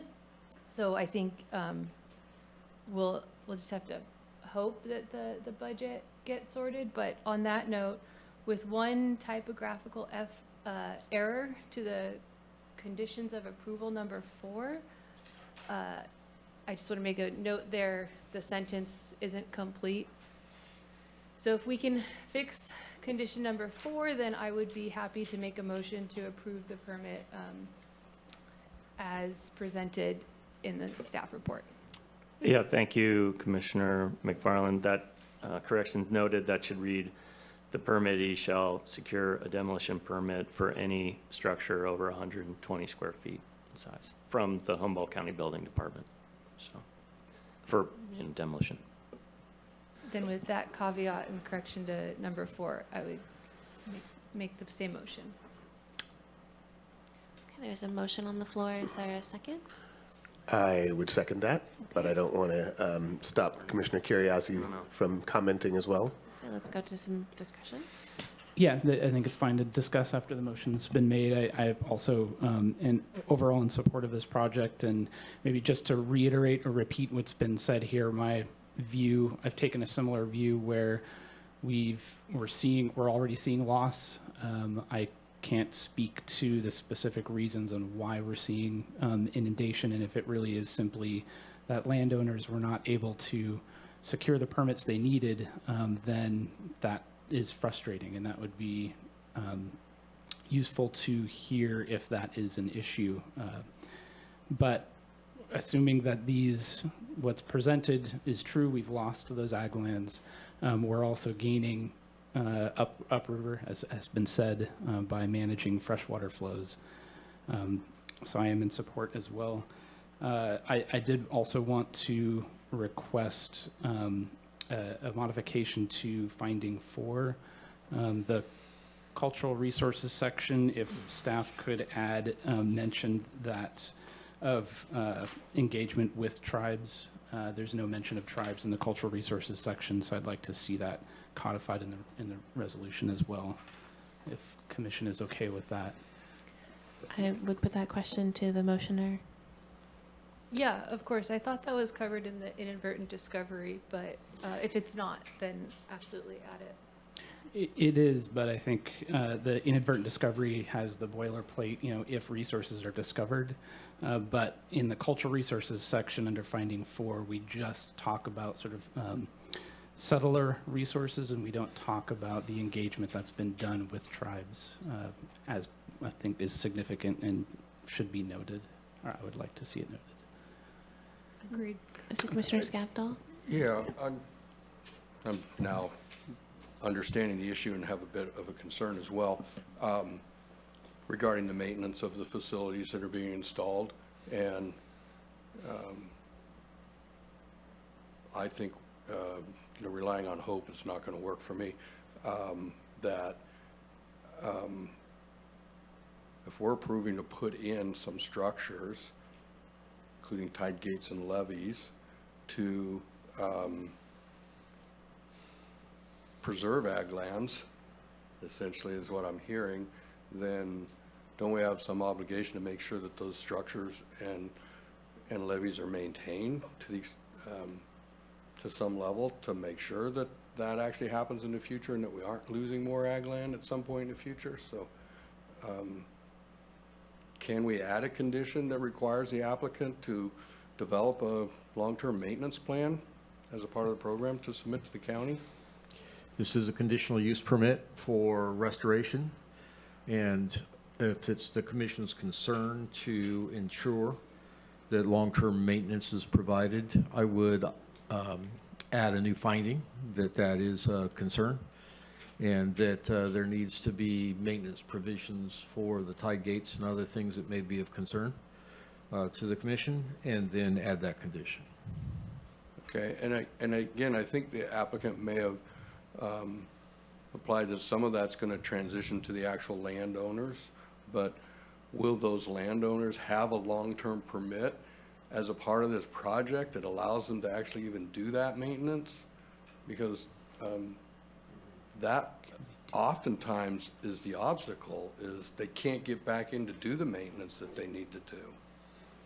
So, Yeah, I think that's a fair observation, that maintaining the work that's been done shouldn't be considered new work, but is an ongoing process for this particular project. So we have a motion on the floor. I want to attend to that, but I want to make sure everybody has their time. So I think the process now would be for us to clarify that you're asking to amend the motion to add in that additional condition, correct? I understand the concern, and I would be amenable to an amendment such as what Director Ford just described, in that the property owner has a long-term permit, so the development isn't considered new, they can maintain it in time. That portion I'm fine with. I'm not in support of some sort of maintenance guarantee or financial guarantee from the developer or the restorer, whatever you want to call them, in the long term, because that would be atypical of how we issue any other permit. Yeah, I didn't intend to say that. Okay. I said to have a plan for maintenance. If that plan says to be maintained by the individual property owners, then that's the plan. As long as the individual property owners know that they're agreeing to that as a part of this project, that they're taking on some maintenance, which they probably, a lot of them already have, but again, the challenge for them is oftentimes being able to actually get in there to do the maintenance. Yeah, I think that would be fair if we can condition this to allow for some sort of programmatic or some sort of pre-approved. Yeah. So in addition to a new finding, if I could, through the chair, I would add a condition that prior to initiation of any work, the applicant shall submit for review and approval a long-term maintenance plan that includes provisions for allowing property owners to maintain the improvements. If I may add, Director Ford, I'd like to see that that maintenance program that you discussed to roll with the land. Should the land change hands, that permit continues to run with the land. It just doesn't dissolve because it changes hands with somebody. We can add that language, no problem. Okay. And so I wanted to say that first, but just kind of bigger picture, permits run with the land. Okay. Sorry. Okay, so so for clarity of everything we've talked about, can we reiterate what the motion on the floor is? And then I'm going to check with both of you to make sure that you're good with all the changes we've made. And we'll go from there. I did have, I wasn't quite finished with my comments, so Oh, okay. I did have one other modification as Okay. well. But would you like to clarify what's been said so far? I think that Commissioner McFarland, do you feel like you're following along with all the changes so far, or would it be helpful to reiterate what's happening so far? I've got notes. I've also seen Director Ford taking notes, so I'll let you finish your comments in case there's another addition, and then we'll summarize. Great. The last one I think is pretty straightforward, just on finding 7. The language of the finding itself says conforms with all applicable standards and requirements of these regulations, and I'm just being nitpicky here. Instead of saying these regulations, can you specify what it's complying with? And then it's, somewhat repetitive, but we're clarifying what regulations we're addressing in finding 7.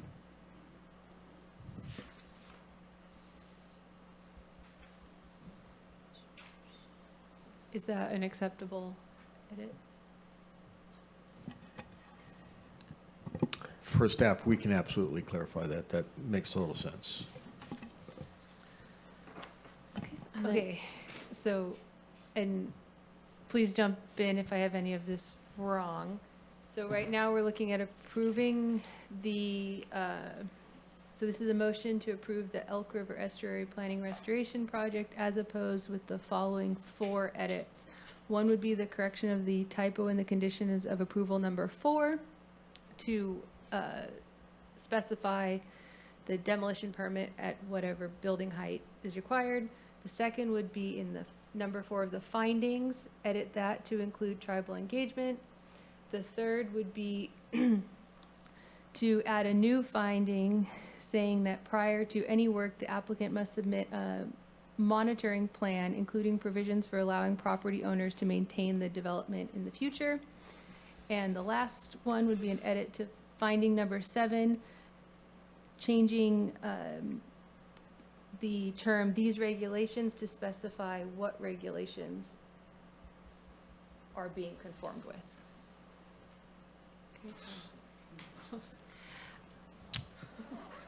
All right, and with that clarified motion, I I just want to be clear, you said monitoring plan, I want to make sure it says maintenance plan. Thank Yes. you, sorry. yes, thanks.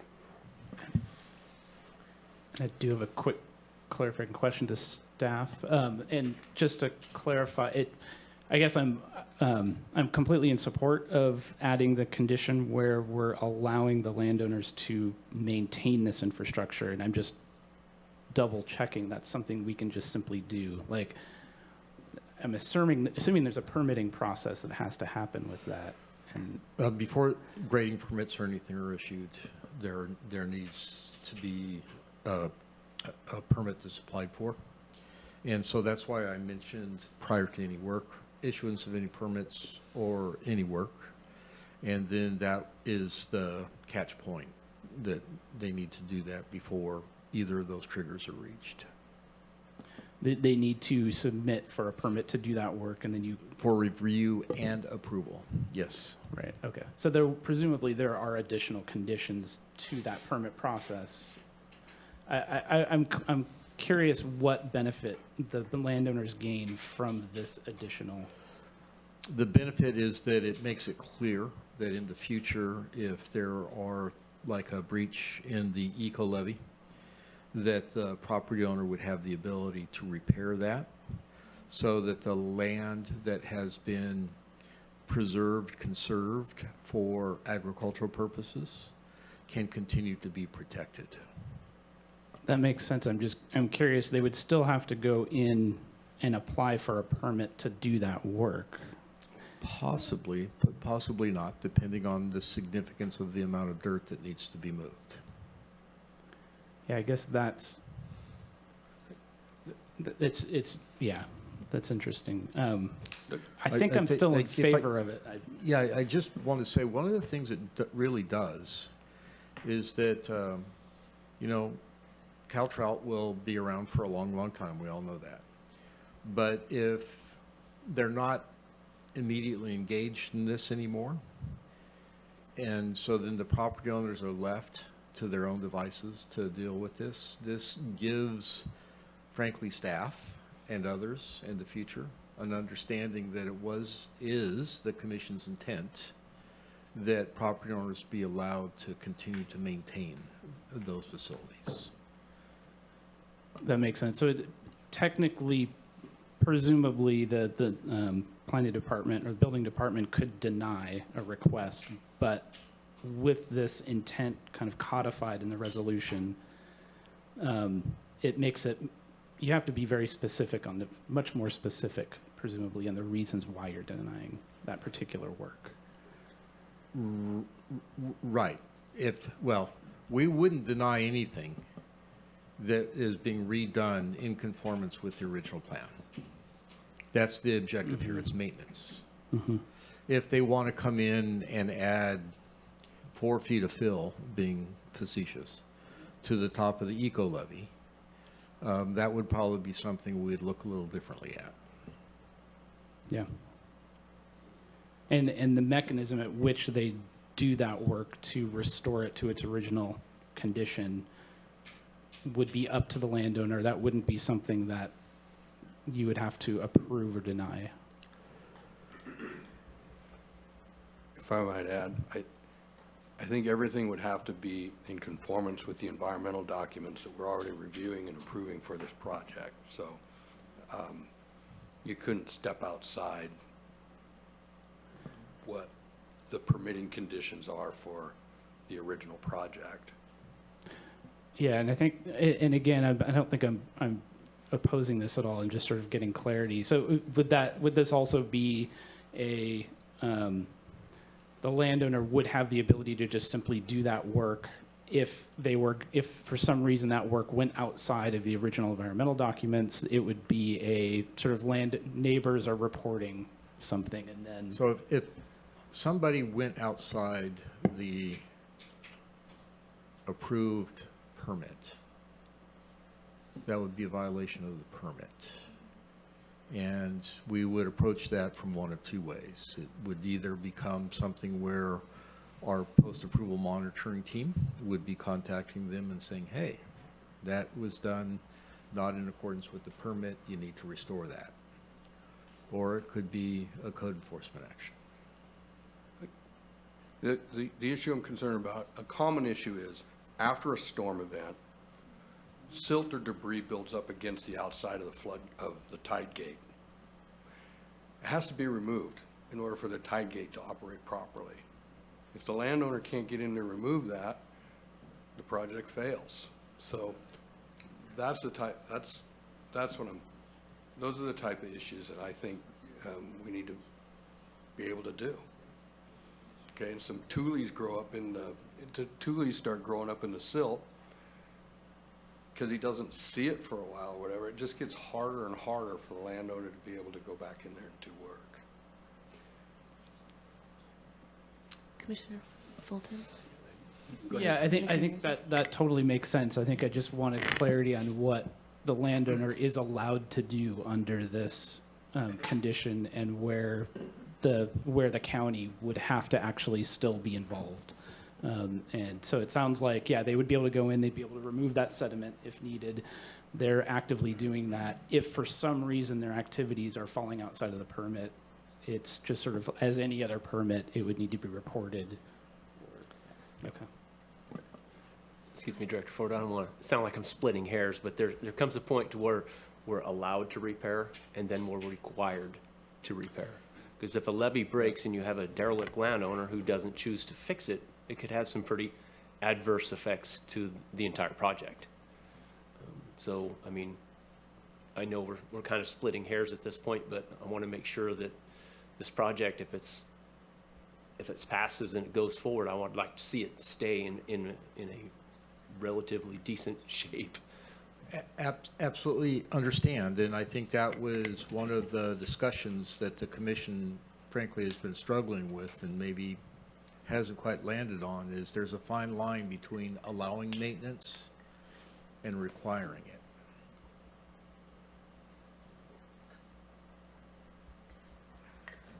And right now the language we have allows maintenance but not us. Correct.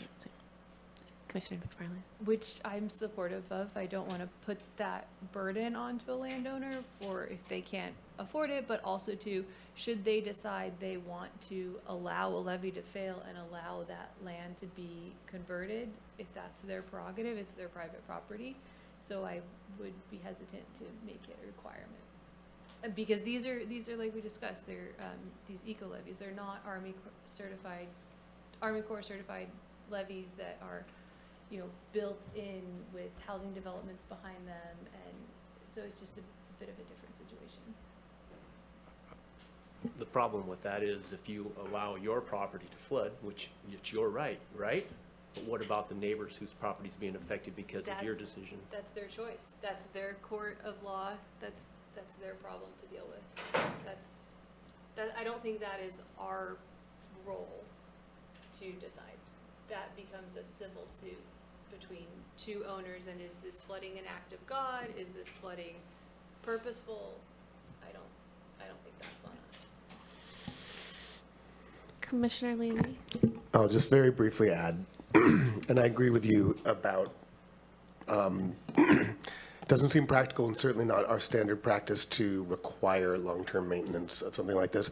But I do think that this is a case where, in addition to the minor changes, minor but significant changes we've made to the conditions, the applicant is hearing this discussion and obviously has given this thought, but I think that I would just urge you as the organization that may or will eventually, excuse me, hand over the portions that you now own to the state of California, to CDFW, to give some thought to what would be the best ways to guarantee or help support the likelihood that infrastructure in public ownership is maintained in the long term for the benefit of the project, which, again, having invested the amount of effort that you guys are putting in this project, I'm sure you would want that to happen. But that is a concern that we're not necessarily able to regulate into this permit, but we encourage you to take that up. And my suggestion there would be find someone who needs CEQA mitigation who will pay an endowment, and there's your funding guarantee. And I'll just add to that, the failure to maintain tight gates is a failure of the project. Okay, so we have, in the service of process, we have a motion on the table, and I didn't actually clarify with you that you're okay with all of the amendments that have happened. in your original I second. resecond that motion. Okay, great. Any further discussion before I call a vote? Okay, I'd love to do a roll call vote on this, please. Ivor Scott-Dell. Yes. Noah Levy. Yes. Sarah West. Yes. Jerome Karazi. Yes. Lorna McFarland. Yes. Todd Fulton. Yes. Okay, motion passes. All right, it is coming up on 8 o'clock, so I'm going to call for a 10-minute break, and we will return at 8:05 to take up item G2. We're muted.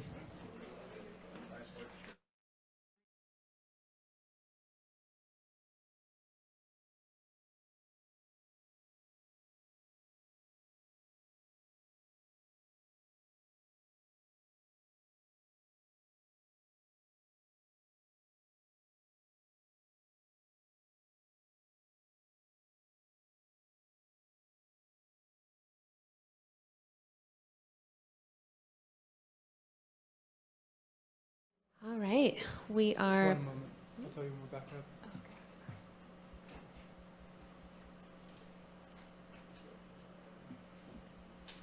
Recording in progress. Okay, we are back. We are ready to take up item G2. Before staff does their presentation, does anyone on the commission have any ex parte communications that they would like to share? Yes, go ahead. Just saying, I did visit the site earlier this afternoon. I did not talk to anyone, however. I was going to make the same disclosure. Drove around, just took a closer look at the site. Okay. Wonderful. Okay, then I'll turn it over to staff. Good evening, Commissioners. Steve Lazar, I'm the planner assigned to this project. I have a PowerPoint I'm going to run through fairly quickly and go over the project. So we have a use permit and a coastal permit that are being requested by the applicant. The project is located at the in the break cut area, and the use permit and coastal permit deal with after the fact permitting. This is sort of spawned by ongoing monitoring of the site and engagement with the Coastal Commission. As I'll get into in a minute, the property is bisected by a jurisdictional boundary, which causes there's dual authority where the state has jurisdiction over the more westerly portions of the site and the county retains jurisdiction over the easterly. So in their ongoing enforcement efforts, the county's been engaged in helping the landowner sort out violations. And so this is sort of born of that process where we revealed there was a caretaker's unit that had been constructed on the property without required permits, and also that there was signage in excess of historical levels. So those are the two topics of the two permits that are being requested. So this is a vicinity map showing the area we're talking about. The break cut property is circled in yellow. Here's another view of it, and it's important to make that distinction that while there is a coastal permit, it only covers areas on the eastern side or the bottom of the screen of that line, and then overlaid with the satellite image, you can see how the areas more interior to the bay are retained by the state, and that has to do with a landform that once was at this location. So the caretaker's unit circled in orange, and I guess I'll point out at this point that the zoning and general plan for the property is industrial general and allows all the uses that are at the site with the exception of the signage that requires the use permit. And I'm sorry, I will say there are some retail uses like the bakery that the department has acknowledged there's non-conforming uses surrounding retail that isn't an allowed use in the industrial general zone, but that's not the topic of discussion tonight. In green is one of the areas of signage. In yellow, we have another building with signage, and also in red here, that's an area where signage is occurring. So we're going to talk about the caretaker's residence real briefly. This is a photo of it from earlier today. It was built sometime between 1988 and 2000. That's from satellite imagery. You can see here, this is the zoning regulations. Caretaker's residences are a conditionally permitted use in the industrial general zone. And then in yellow and in the corner of the screen, you can see the location of where it is. It's interior to the site, surrounded by development and a fairly domesticated area. In terms of making the findings for approval, there's sufficient infrastructure on the property for far greater amount of sewer and water use than is currently the situation with current tenancy. So the caretaker's unit shouldn't have any problem in that department. And for the reasons we mentioned, it's a fairly tame area of the property. So there's not any issues with coastal resources. So moving on to the signage elements, this kind of brings about that the county planning commission and the board of supervisors have recently adopted new signage rules. You made a recommendation to the board, and the board adopted them, and they are now in effect. So that happened during the processing of this permit, so we've had to kind of retool our analysis around those regulations, and I'm going to go over that. Can't really see it very well, but what I've done is using Google Earth, I kind of tabulated the amount of facade linear feet, because under the new rules, the amount of signage an owner can have as a kind of base level, principally permitted amount is based on a linear foot of the facade. So if, for simplicity's purposes, if you have a 100-foot wall, then you can have 2 square feet per 100 feet, but no more than 100 square feet on any given wall. So a 50 square foot or a 50-foot wall would have a maximum of 100 square feet of signage, and a 1,000-foot wall would have a maximum of 100. The only way you can exceed that is with a use permit. So in the case of what we're dealing with here, we have over 1,455 square feet of current signage at the property. 1,500 is being requested by the applicant under the use permit. It's a small, modest increase, and I'll go over it in a minute, but mostly the signage is divided between 3 of the main tenants, and we have to also acknowledge that there is a non-conforming signage condition in the sense that there was signage on the property historically that didn't need to comply with the regulations, both the current ones and their prior versions. And we would recognize, given the past permitting and history of uses, that 970 square feet of signage on the property is sort of baseline and is allowed to remain. So it's really a difference between there and 1,500 that the commission's being asked to entertain today. And this is just a historical photo from the 70s provided by the applicant showing the kind of how the property was occupied when it initially was mostly in service of like a lumber yard and lumber products processing, much more lumber focused. And then over years since that time, it kind of morphed into the current assemblage of uses. So looking at each building on a case by case basis. So here we have the bakery outlet, the Franz warehouse and retail. And you can see how, there's 110 feet of linear feet on one wall line and 90 on the other. You can also see how it compares to historical levels, the mill yard when it was an occupant of that building and much of the site. And then here you see like the allotment that would be the base amount under the current sign regulations would be 100 square feet for each of those wall lines. And then here what we have is roughly 845 square feet. And I think if you compare the two, the 93 photo and the 2025 photo, they're roughly comparable as far as the total signage. So it's really not a departure from historical levels in the case of this building. But it is well above the allowed amount under the current and new regulations. And then there's just sort of breakout in the table. So moving to the next building, to the bottom right of the screen, in this area, in the gable end, you can see there's a lot of different wall lines. Collectively, they would give you each 100 square feet of signage. And looking at the current signage, it's roughly 442 square feet along one of those gables. So it's consolidated on one wall line, so it's over 300 square feet larger than what would be normally allowed under the new regulations without a use permit. And you can see in the 93 photo, there was no signage during that mill yard era. So if we look at the kind of tabulation here, collectively, there could be approaching 400 square feet of signage if you were to use each of those walls. They're only using one wall, well, one and a small portion of around the corner. And so it's not a huge departure in terms of the total amount of signage. It's just confined to one area of the building. And then lastly, this is towards the rear of the property, and this is used by Bayside Garden Supply, and you can see this is a roughly 150-foot long wall line, which represents 100 square feet allotment. So this is an increase of over 300 square feet again, above what would be allowed, principally permitted. And then this is just a historical photo from '93 to show that there was no signage during that mill yard period. So there is a master sign plan that's been prepared for the applicant, and we are recommending that the commission approve that, and that will give flexibility to the applicant moving into the future to kind of play with the signage allotments amongst tenants. At the end of the day, there's no more than 1,500 square feet, and that's just a small amount more than what you see on the ground today.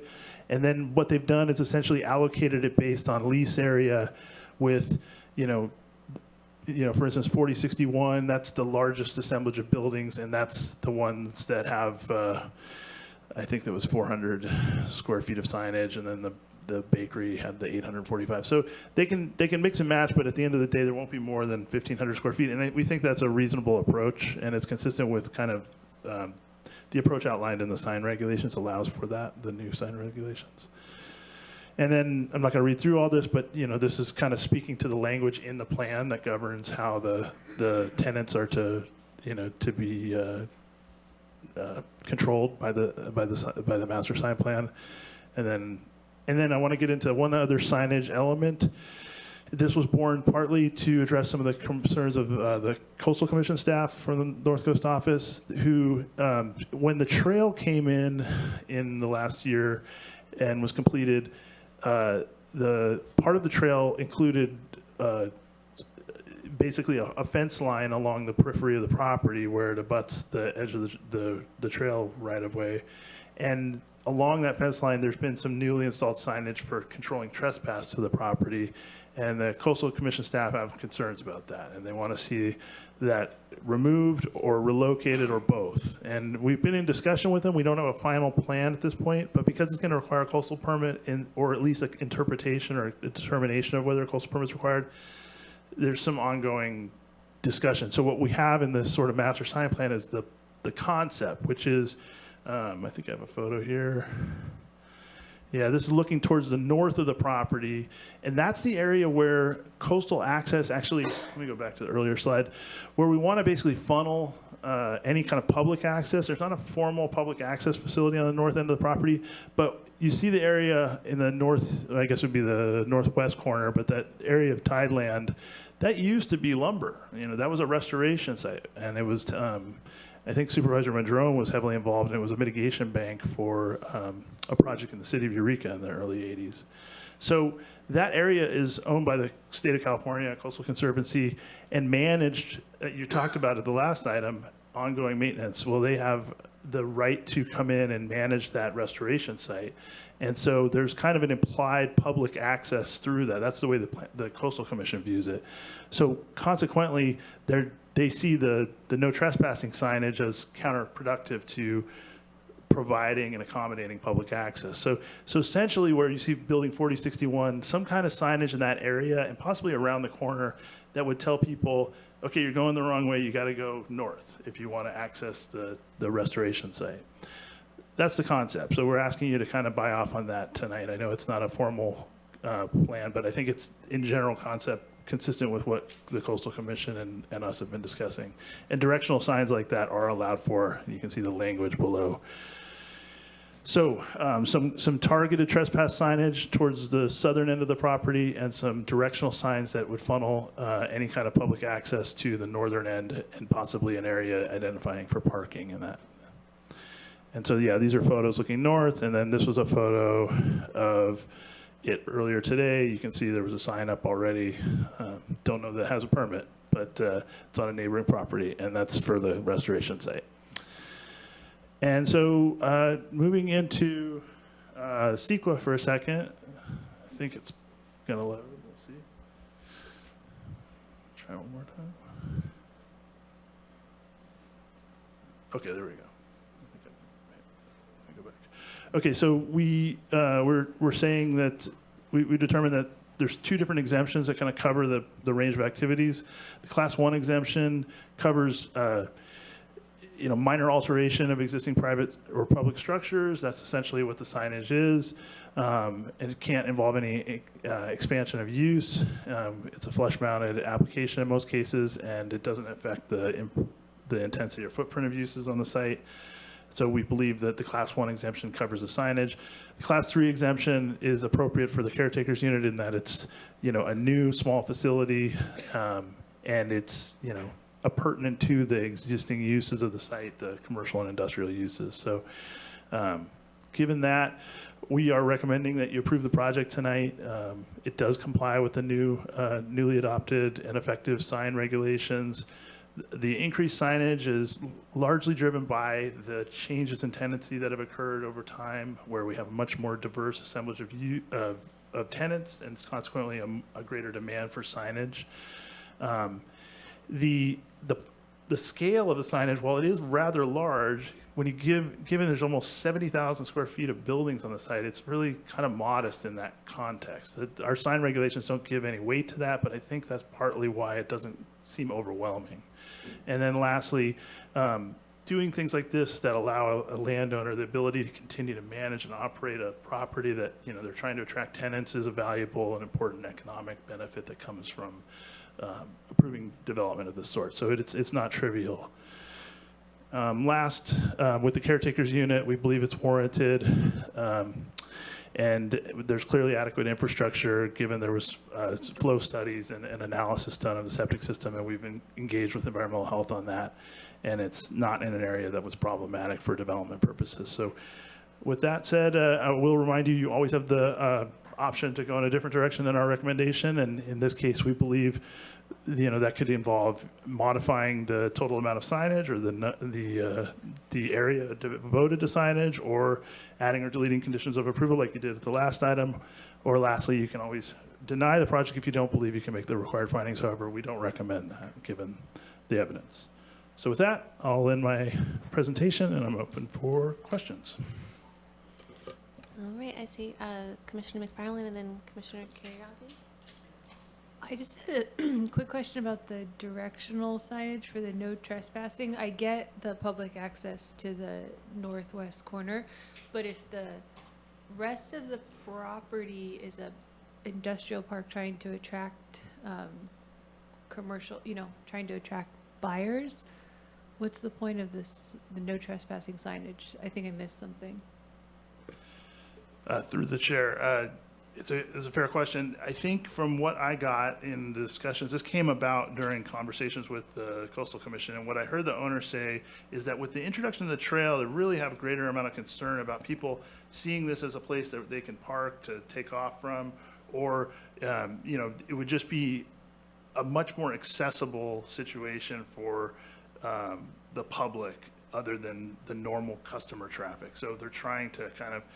And I think the other part of it too, and I think the agent is here tonight as well, can speak to, is that there's concern about if you don't have trespassing signage and something emerges, you have an issue with law enforcement, that they had spoken with the sheriff's office, there needs to be a certain amount of signage posted for them to even be able to apply and enforce against trespass.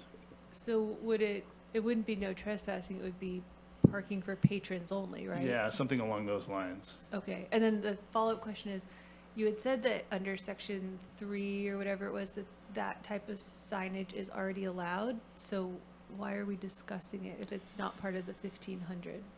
It's not part of the a pertinent signage, but it is part of what a coastal permit could be required for in the cases where it might be located in our jurisdiction, so I wanted to cover it there. And also, it is a type of signage that the zoning regulations control. So it's an opportunity to disclose the whole of the action, even if some of it is principally permitted.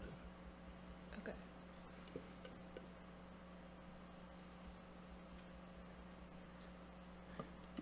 Can you, so the way I recall the new signage ordinance is that the 100 square feet only applies to the road frontage side of the building?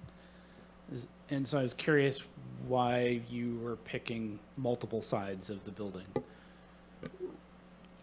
I picked the sides that were visible from the road, not any sides that were west or on the west side. So I picked basically things that face south, north, or east. Those were the ones. Yeah, I guess, but I guess I wouldn't have interpreted that as frontage. But I also recognize the highway does kind of curve around the property. But yeah, I guess I wanted to flag or ask that question. One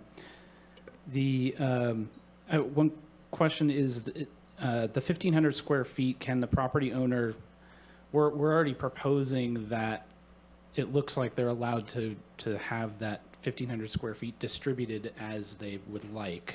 I guess in compliance with their master plan. Would in the future, would they be able to just like take all that 1,500 square feet and put it into a single sign, or like how much flexibility do they have with that 1,500 square feet? Through the chair, no, they would not have the flexibility to consolidate other than by tenants. And right now, the way the composition of tenants is, there's just certain situations where they're slightly above what the allocation would be, and they have in the master sign plan that when leases are up for renewal, that they'll be required to bring them down.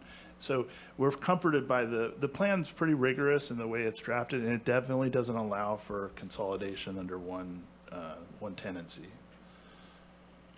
And then one last question. Do we have any sort of like coastal aesthetic or like scenic route things to consider? Yeah, there are specific maps in the coastal zone that define coastal view areas and coastal scenic areas, and this is conspicuously outside of the neighboring ones to the north and south, and it's not coincidental. There are general policies in the Coastal Act that are for protection of coastal views. We think given these are all flush mounted to existing buildings, they're not introducing new distractions, and they're not without historic precedent. Those are the findings in the resolution that reflect our analysis.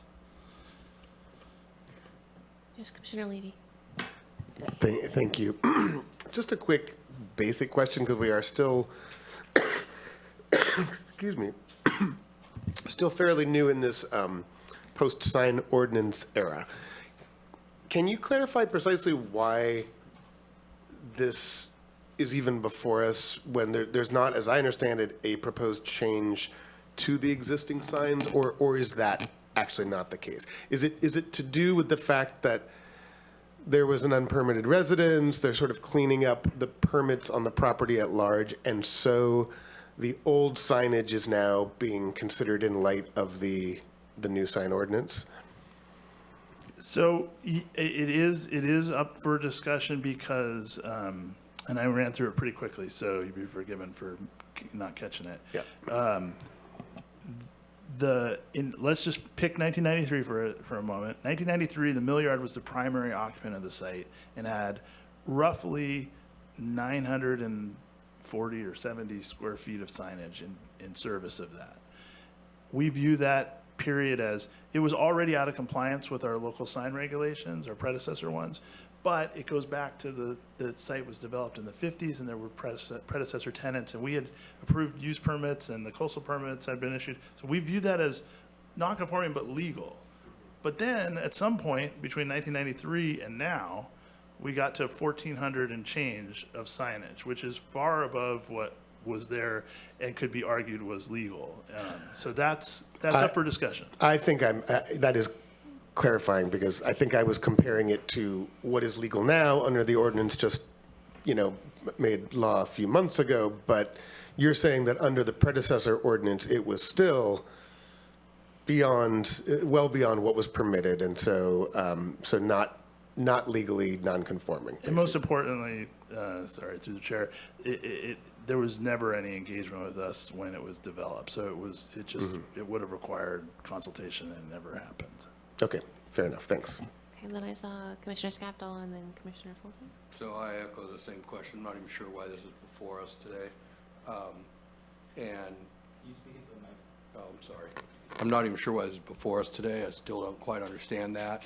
And if the applicant needed to get permits for the signs that they already had that were grandfathered in pre-ordinance, had they come to us at the time the signs went in, they wouldn't have had to comply with today's sign ordinance, correct? So why are we asking them to comply with that now? Sorry, let me try to, incorrect. So the rules prior to the new regulations were 3 square feet per linear feet of frontage, not wall.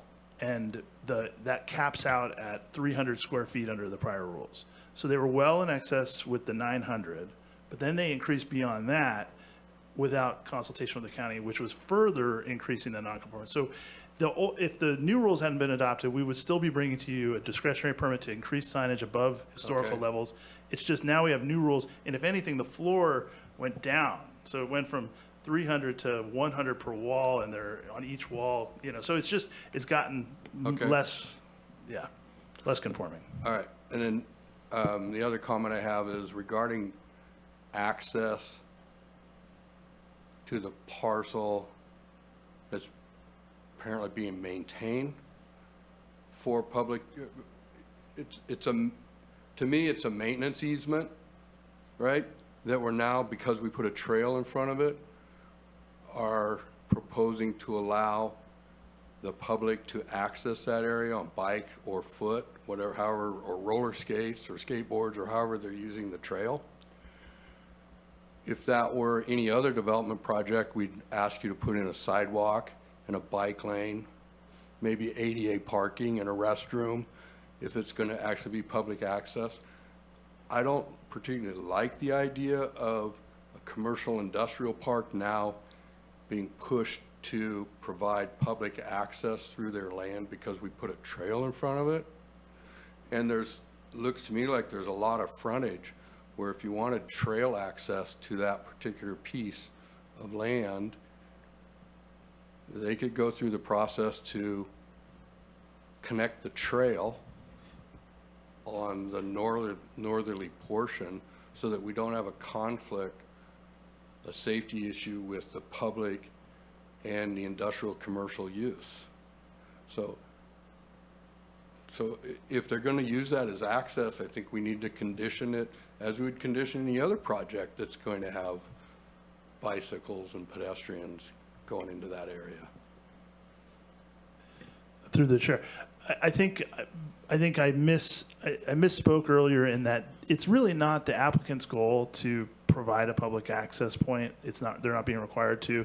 In discussions with the Coastal Commission, it was suggested that directional signage might help achieve the applicant's objectives of not having people come onto their property that are not supposed to be there, or if they are coming on the property, go to the appropriate areas.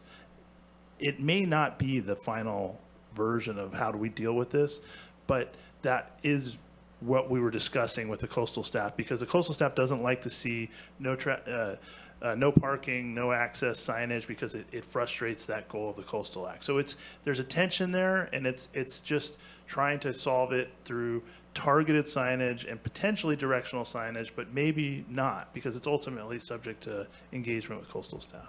Yeah, it's just that if we're directing somebody into an area that is unsafe or isn't suitable for bicycle or pedestrian traffic, then we're not meeting our objectives.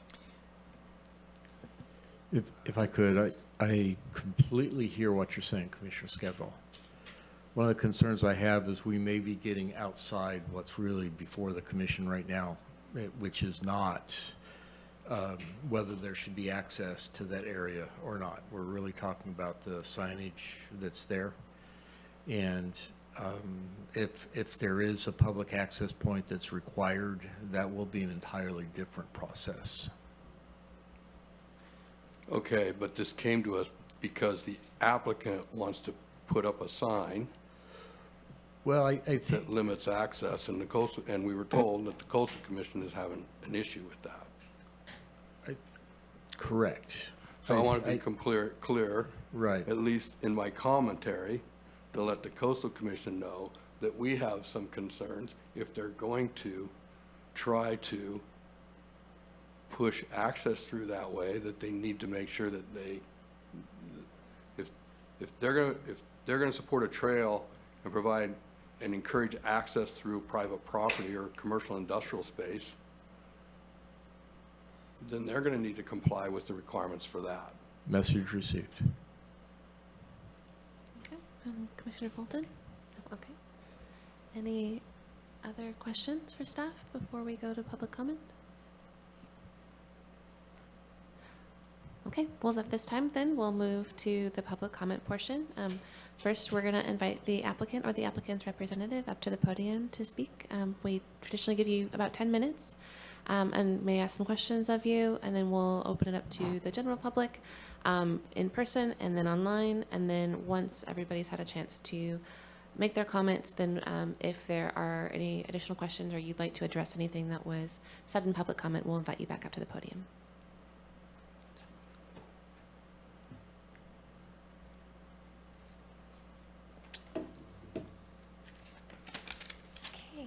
Excuse me. Good evening, commissioners. Thank you for having me. My name is Kristen Orth-Gordonier. I'm an environmental planner at GHD. I'm the applicant's representative today. Mr. Hess and I have been working for a bit over a year to bring his property into compliance with both county and coastal policies. We have been working diligently with Mr. Lazar, who has been incredibly helpful in sorting through the site's long history of supporting local businesses as well as development.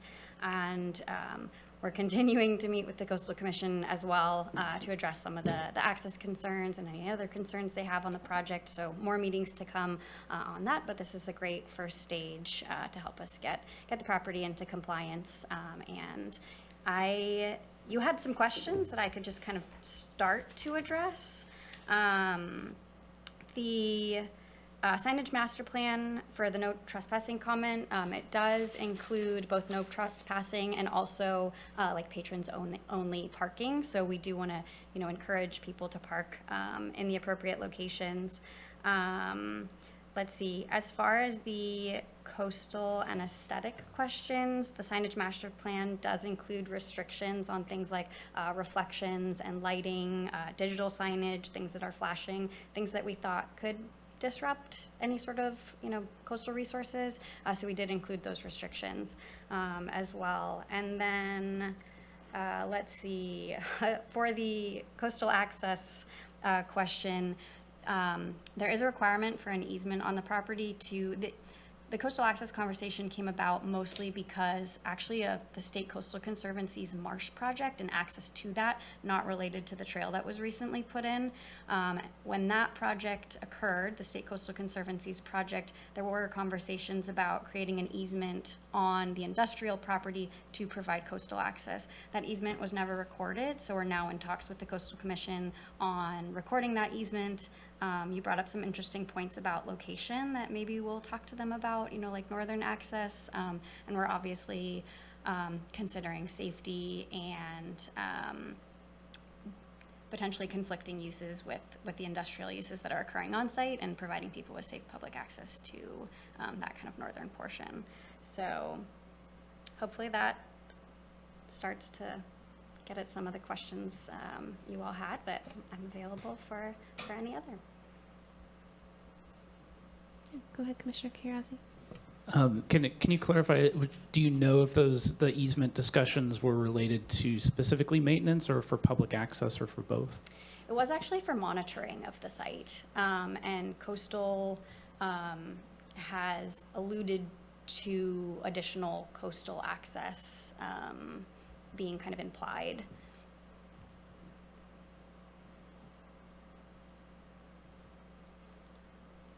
Okay, I'm not seeing any other questions from the commissioners, so Thank you very much.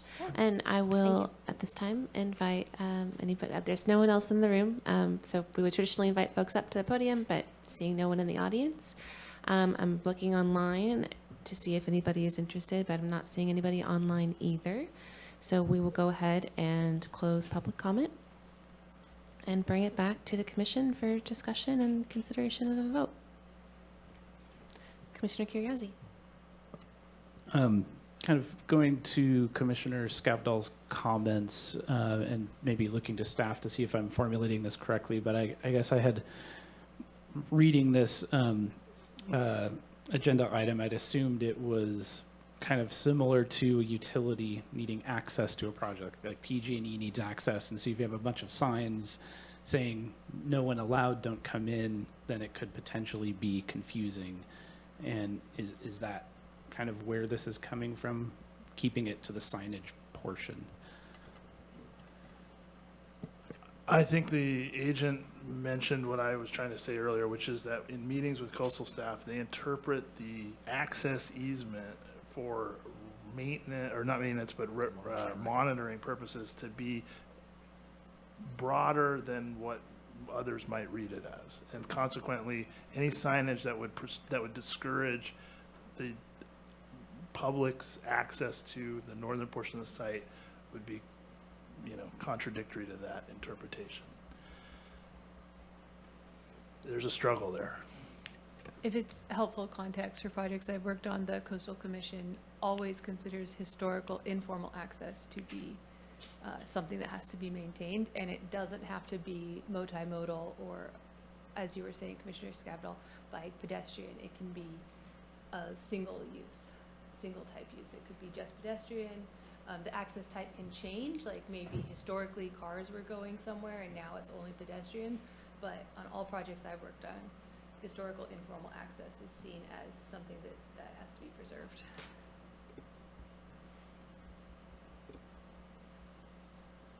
But getting back to the sign square footage, which I think is the crux of the issue, so we're really looking at like 100 square feet difference, right? 14 something to 15? Technically from 900 to 1,500, but right now it's sitting at 14. Okay. Could I just jump in for a minute, Chair? I think one of the things that the commission also needs to kind of replay the tape to the discussion on the sign ordinance, which is to allow these master sign plans to deviate pretty freely from those signed areas that are principally permitted. And so this is not unintended to allow this kind of creativity and expansion of sign areas. So I just wanted to say that you spent a lot of time working through that and developing that as part of the ordinance. Which, I don't know if you're gonna know this, but we did deviate on the U-Haul signage. We increased their, you don't know that total. I mean, if it wasn't some obscure number, right? It's a massive number. It was a pretty, it was more signage than just would have been allowed for individual tenants. That is correct. But that is a center that did have a prior, it wasn't called a master sign program at the time, but it was really converted to a master sign program when it came back to the commission. And so that's when, because there's multiple tenants in there, the commission modified that to allow for U-Haul. I really appreciated the way that we approached the sign regulations because it did allow for us to consider context in situations such as this one, where, like, I believe Mr. Lazar said that the signage that's up there doesn't quite feel as big as it would and otherwise because of the massive amount of building and space. And for me, that's really helpful context when considering this particular conditional use permit and approval. I think based on that and the fact that the applicant's agent confirmed the other considerations in the ordinance were accounted for, so the lighting, the flashing, the distraction, all of that, I would feel comfortable making a motion to approve the project as presented with a minor edit to one of the conditions of approval, just a typographical error. But before I make the motion, is there anything anyone wants to add? Commissioner Carey? I'm supportive.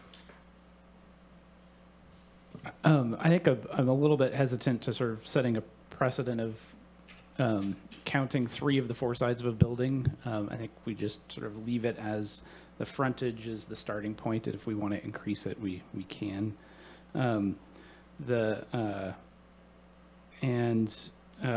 am in support of the amount of signage. I went out there. I don't think it's excessive at all. Plus, it's an industrial site, and I think the signage being proposed is appropriate.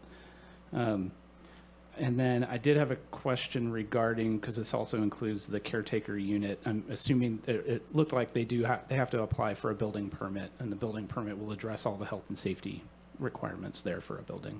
Yeah.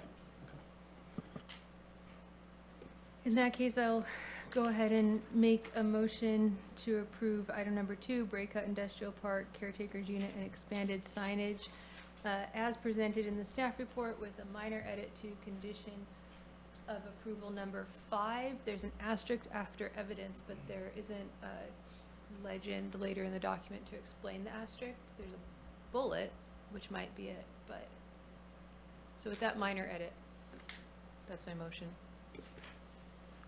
I'll second. Okay, I have a motion and a second. Is there any more discussion before I call a vote? All right, may we please get a roll call vote?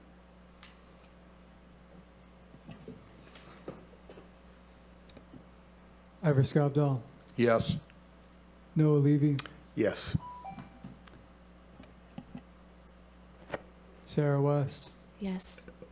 Jerome Kirazi, Yes. Lorna McFarland, Yes. Todd Fulton. Yes. Wonderful. Motion passes.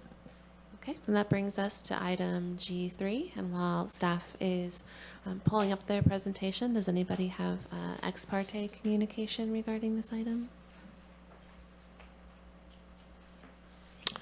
Well, I guess I should note that I was on the property once or twice many years ago, but under the current owner when it was just getting started as a bamboo nursery.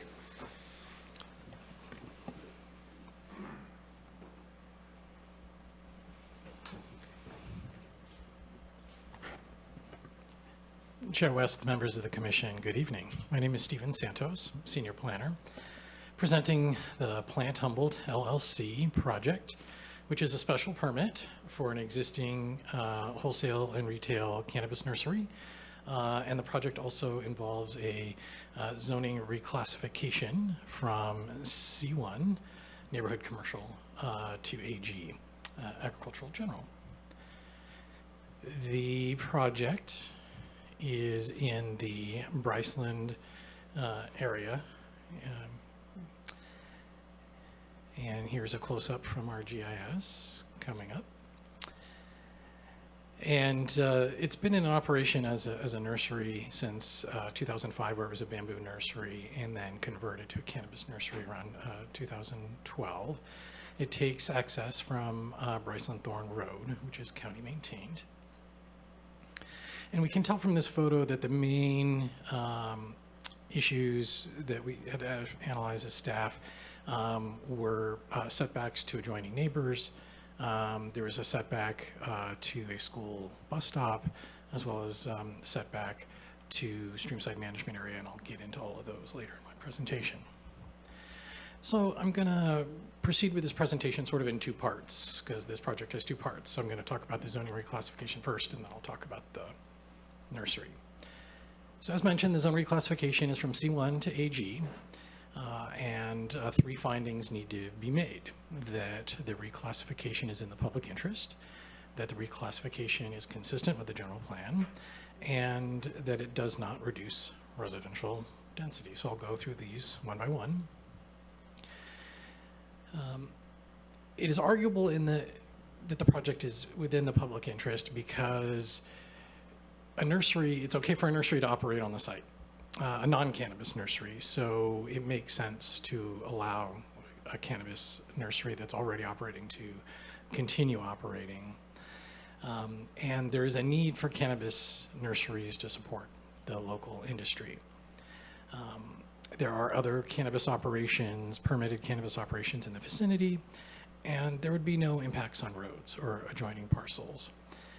And this parcel was actually previously zoned AG, and then it was rezoned to C1 to facilitate the construction of a mini storage that never got built. So the proposal's basically to put it back to what it was back in the day. As far as general plan consistency is concerned, I just want to also point out that there is no general plan amendment requested or needed. We're just talking about a zone change. For the Rural Community Center RCC land use type that applies, the nursery would be considered as general agriculture, so it's allowed. And the proposed AG zone is consistent with the RCC designation per the zoning consistency matrix from the land use element of the general plan. So it is consistent with the general plan. The proposal is consistent. And there's also, staff believes there's no reduction in residential density by the proposed rezone. It does not reduce the residential density of any parcel below the inventory. This parcel is not included in the inventory. And the rezoned AG would actually make family dwelling a principally permitted use. Moving on to the nursery. As I mentioned before, this is an existing nursery, which is a little bit unusual. It's for 10,000 square feet, both wholesale and retail. Approximately 160,000 gallons per year of water is estimated to be used, which would come from an existing rainwater catchment pond. The pond has a capacity of approximately 250,000 gallons, and power is provided by PG&E. Here is a copy of the site plan for the project, and we see the polygon in green down in the southwest corner. That is the cannabis nursery, pretty much snuggled into that corner there and the corner of the curvature of the road.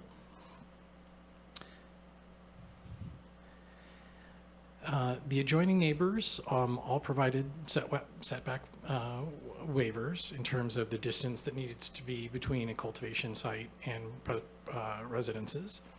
The school district provided a setback waiver to the bus stop, which was an extra bonus because under the CCLUO with the special permit, we could have granted a waiver to the bus stop. But the fact that the school district provided one in writing is a bonus. And then a biological assessment was provided, prepared by a qualified biologist that supports a reduction in the streamside management area. That biological assessment did make a series of recommendations, and all of those recommendations are included in the permit conditions of approval. So this graphic is from the biological assessment. The blue line is the creek, Redwood Creek, and the green line is the high water line. The purple lines are where the streamside management area boundary is right now under current standards and regulations. And we see that right now the site is not quite operating under compliance with it when it comes to the streamside management area because part of the driveway access and the, let's see if I can use my cursor as a pointer now, it's not working. And then the parking area, which you can see kind of flush to the west side, are within the streamside management area. And then the existing streamside management area also cuts through the residence and some of the curtilage of the residence. The gray line just to the east represents the recommended alteration of the streamside management area. And so this would allow the parking area to be compliant and everything else to the west of that proposed gray line. This recommendation in the biological assessment has been reviewed by staff and it's been reviewed by California Department of Fish and Wildlife, and both support this recommendation. It's consistent with the existing site conditions because when you pretty much get west of the proposed new boundary, it's compacted and disturbed and is part of the operation. No public comment received on the project. Late yesterday afternoon, we did receive a letter from the applicant, who I don't think is here or online, making a written request to remove recommended condition of approval A8C, and I've reproduced that condition on screen. And that portion of condition A8 is that a physical barrier demarking the location of the revised stream site management area be constructed. This specific condition was made at the request by CDFW. The applicant stated in their letter, and I'm summarizing here, that the proposed fence or physical barrier, I'm calling it a fence, but the language is physical barrier, would block nursery parking and parking behind the residence, make turning around more difficult, block access to non-public part of the nursery where storage and loading occurs, make maintaining vegetation for fire hazards would be more difficult, and not provide a benefit as area is not wildlife habitat. Before I get into staff responses to the applicant request, I want to bring this graphic back and point out that if the commission chooses to adopt the staff recommendation and the biologist recommendation to reduce the stream side management area, it will actually increase the available of the parking area and make it compliant. It will take the residents and the curtilage around the residents outside of the stream side management area.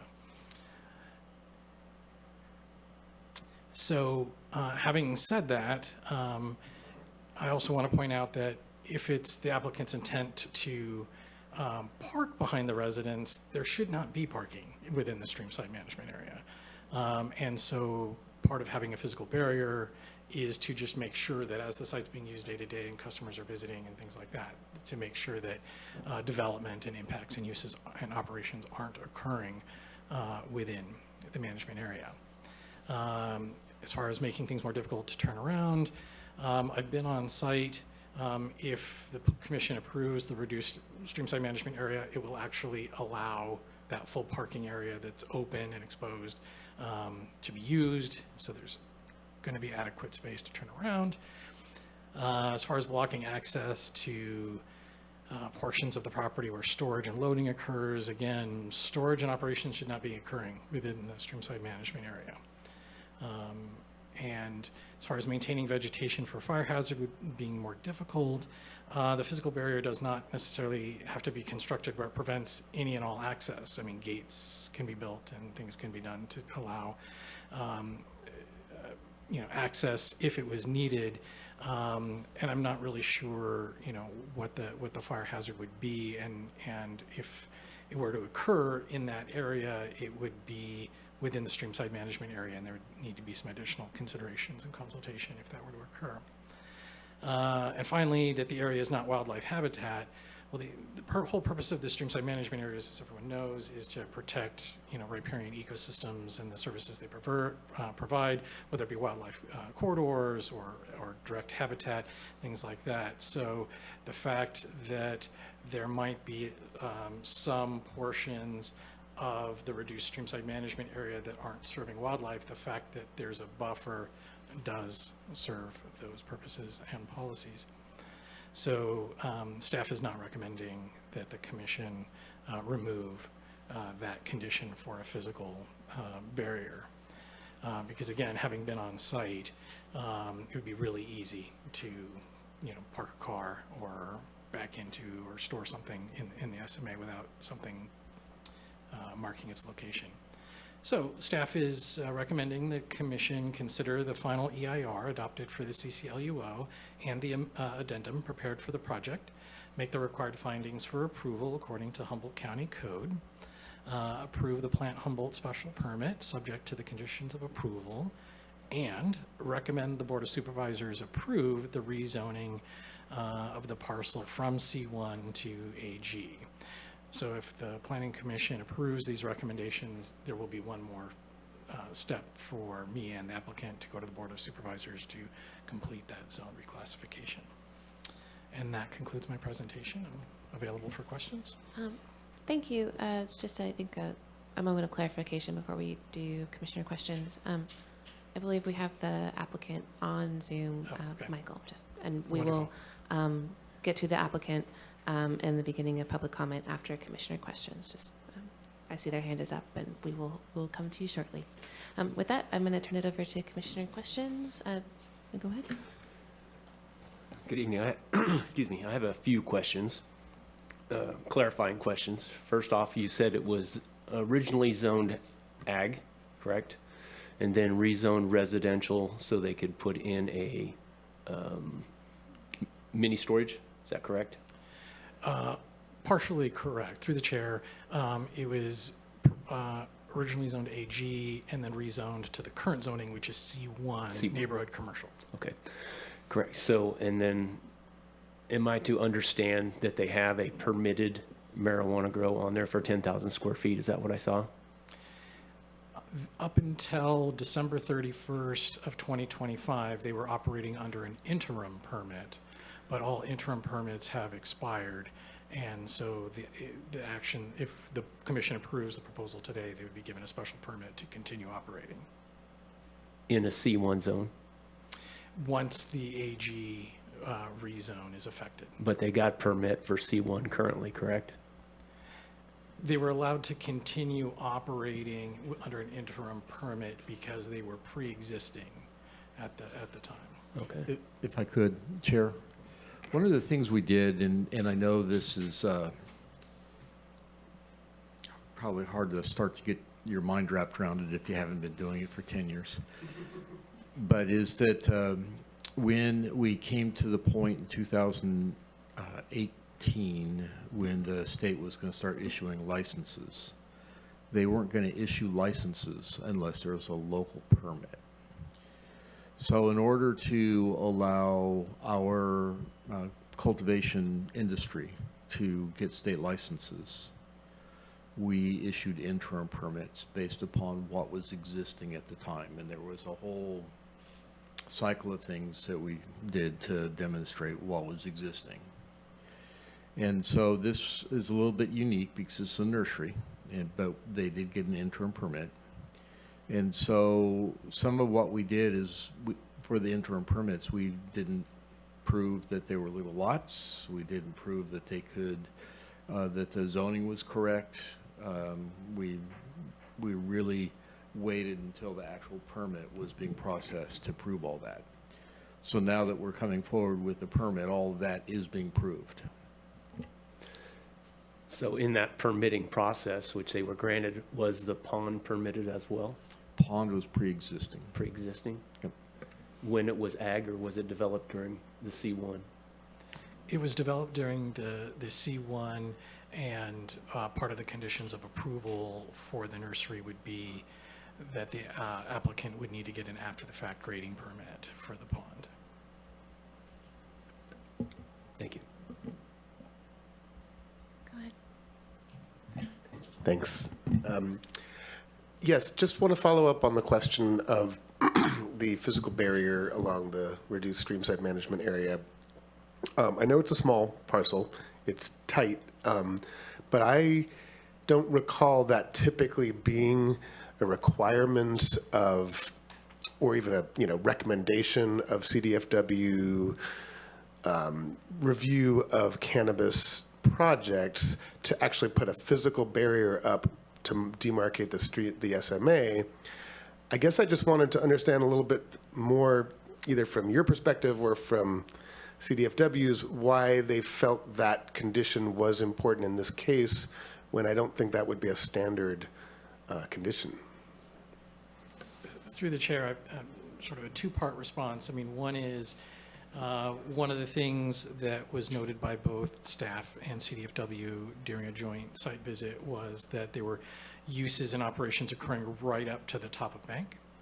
And as you mentioned, the site has a funky configuration and is kind of tight, so it's really easy to step outside the boundary, and operations are occurring within the boundary now. Mm-hmm. And so part of the reasoning, as I understand it from CDFW, is it'll help ensure that that does not continue, but it's also my understanding, and I'll let my planning manager clarify if I'm wrong, that in other instances in which the county has granted a special permit for reduced SMA boundary, that it's not unusual for that to include some sort of demarcation or barrier. Okay. So we know, so the owner knows, and the people using the site know exactly where that is. Even though you're under X foot from the creek, we've got a fence that sort of shows that this was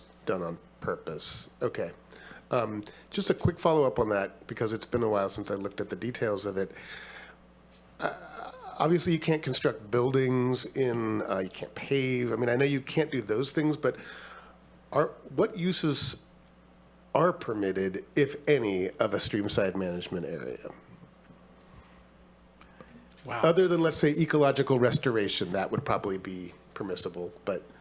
Yeah. That is probably the best description of what you can do in the SMA. Okay. So, I mean, my question was simply about, like, yeah, if you're, I can certainly understand the logic of not parking vehicles there. Vehicles, drip hydrocarbons and so forth. But if you were storing some sort of organic materials associated with your nursery in the flat area that's actually the SMA, that's using the site in an inappropriate way. That is correct. Commissioner Scavdell, I see your hand raised. My comments until after the public hearing. Okay.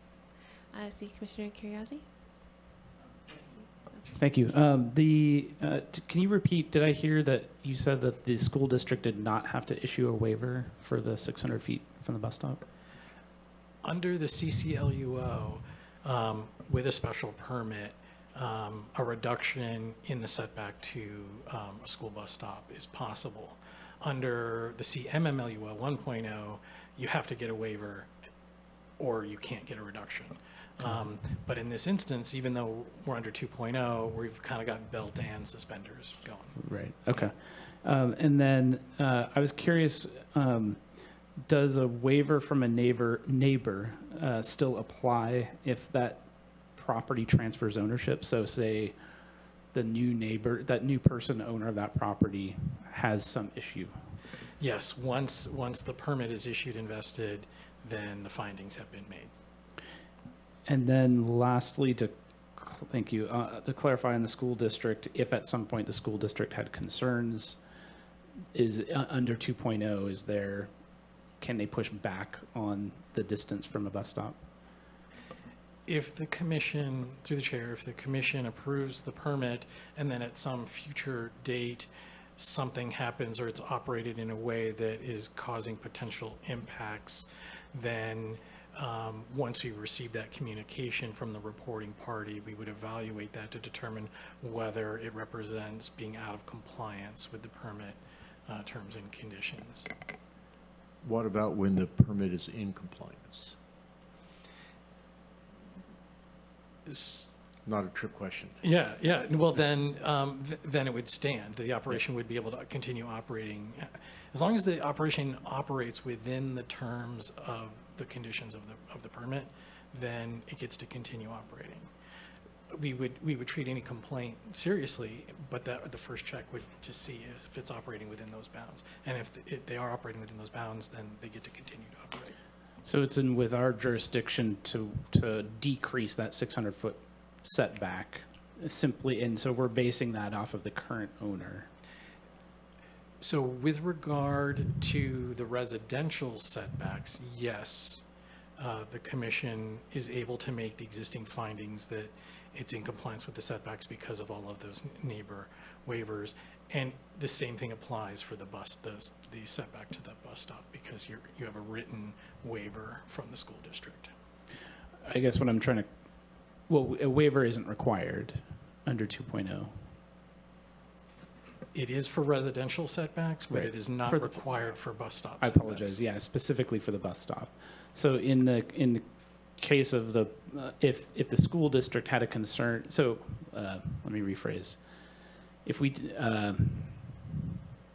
maybe it's not worth entertaining this scenario, but if we did not have a waiver from the school district It's simply the commission deciding it's okay to reduce that setback from the bus stop. And we're basing that off of trust in the current owner. If at some point there was concern by the school district, it sounds like there is not there's not a recourse for that school district. Through the chair, I want to recognize that I'm answering a hypothetical because the construction of your question doesn't apply to what's before the commission because we have the written waiver.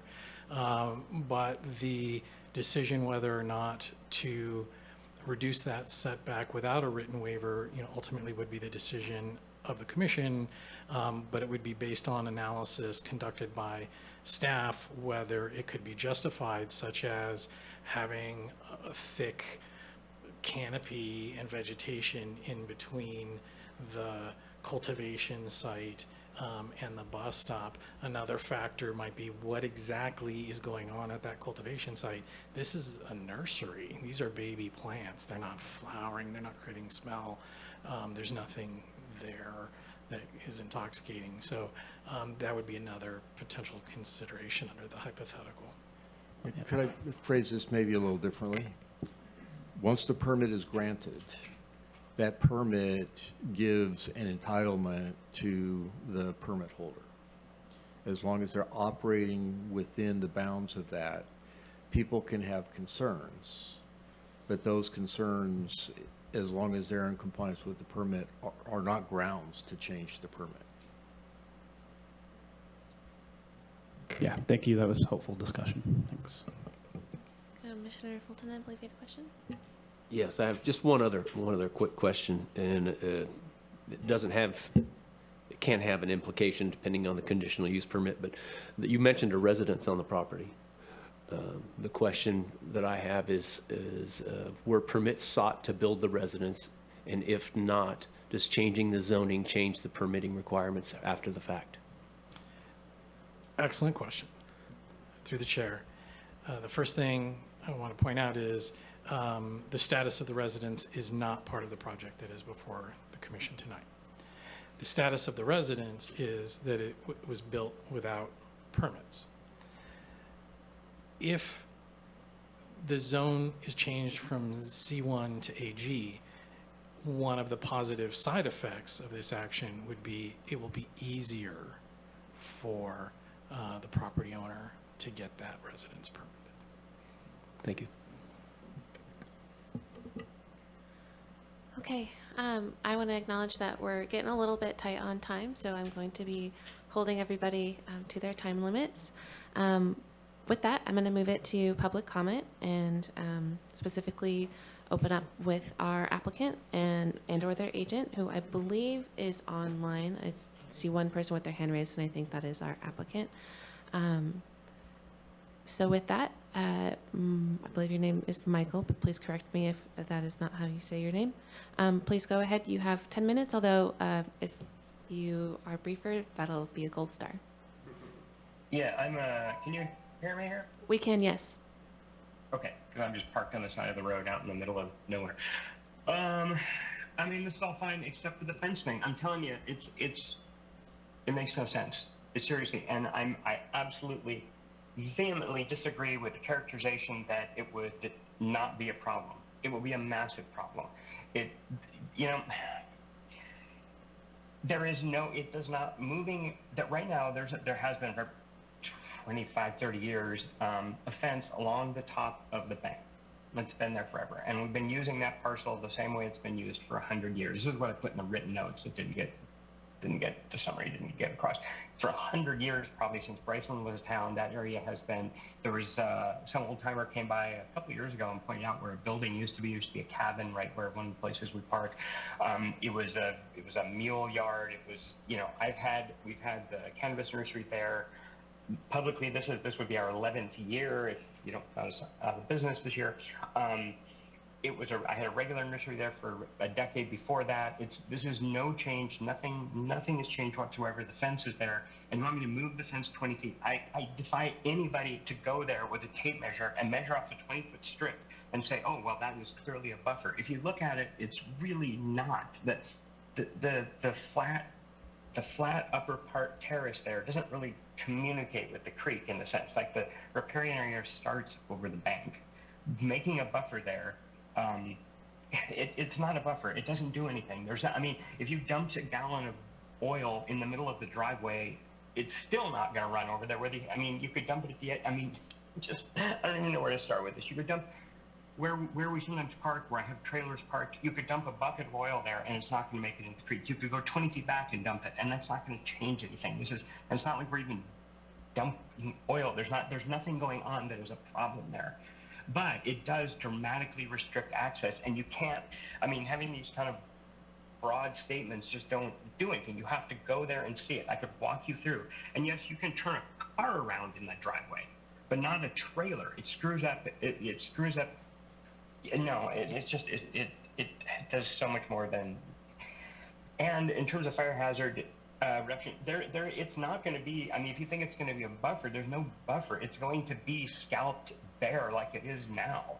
I'm not going to let brush and weeds grow up there. I don't, like I said, I'm assuming, I put this in the written thing I sent, I'm assuming DFW thinks that for a buffer or whatever, that there's going to be vegetation there, but there's not. I'm not letting vegetation grow that close to structures, to the sales office, to anything. I mean, it's going to be scalped bare. Right now, I just mow it, or part of it's the hard pan gravel driveway.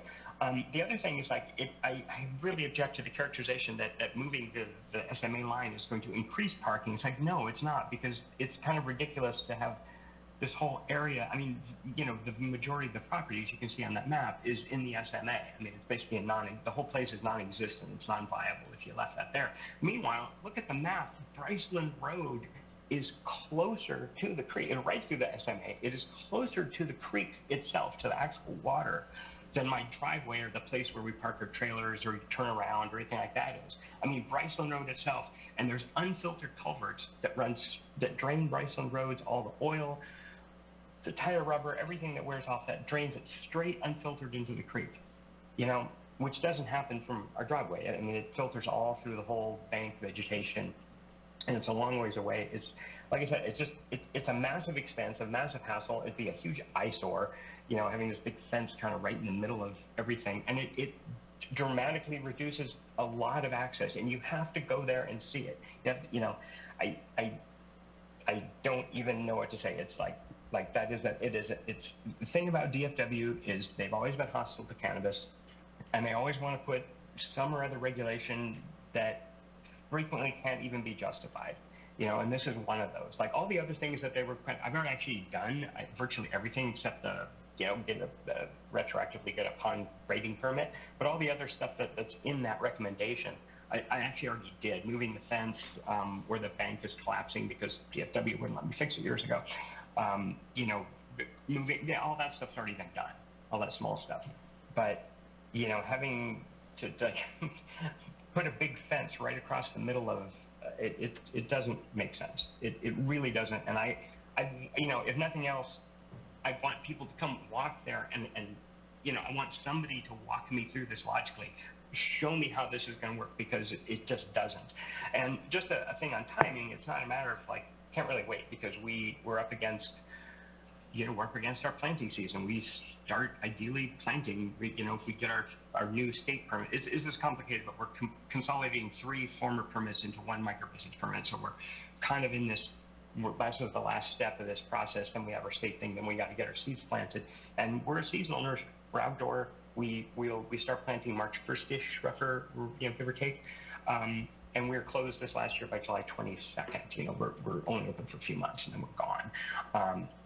And there's nothing on site. There's nothing on site. No cannabis, nothing. And the thing about it, we're up against a deadline. If we can't plant soon enough, we don't operate this year. And if we don't operate this year, then we're done. So I mean, it's not like I would just say, well, let's just put this off another month and let's get DFW out there and let's go walk through and let me, you know, show you what I'm talking about, you know, but there isn't time for that. So I honestly, I have no idea where to go with this. That's all I got to say.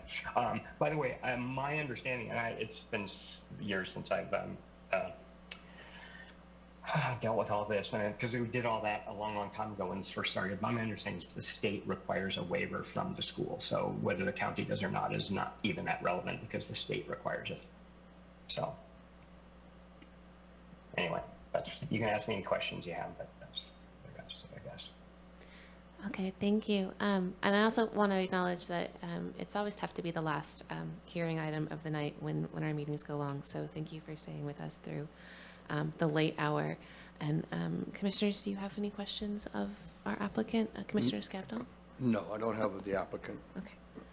Anybody have questions of the applicant?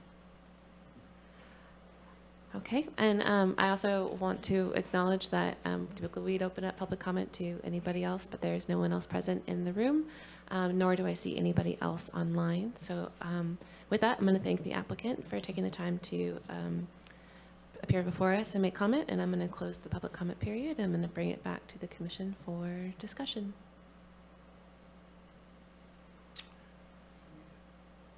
Could I request staff put the map back up, please? Thank you.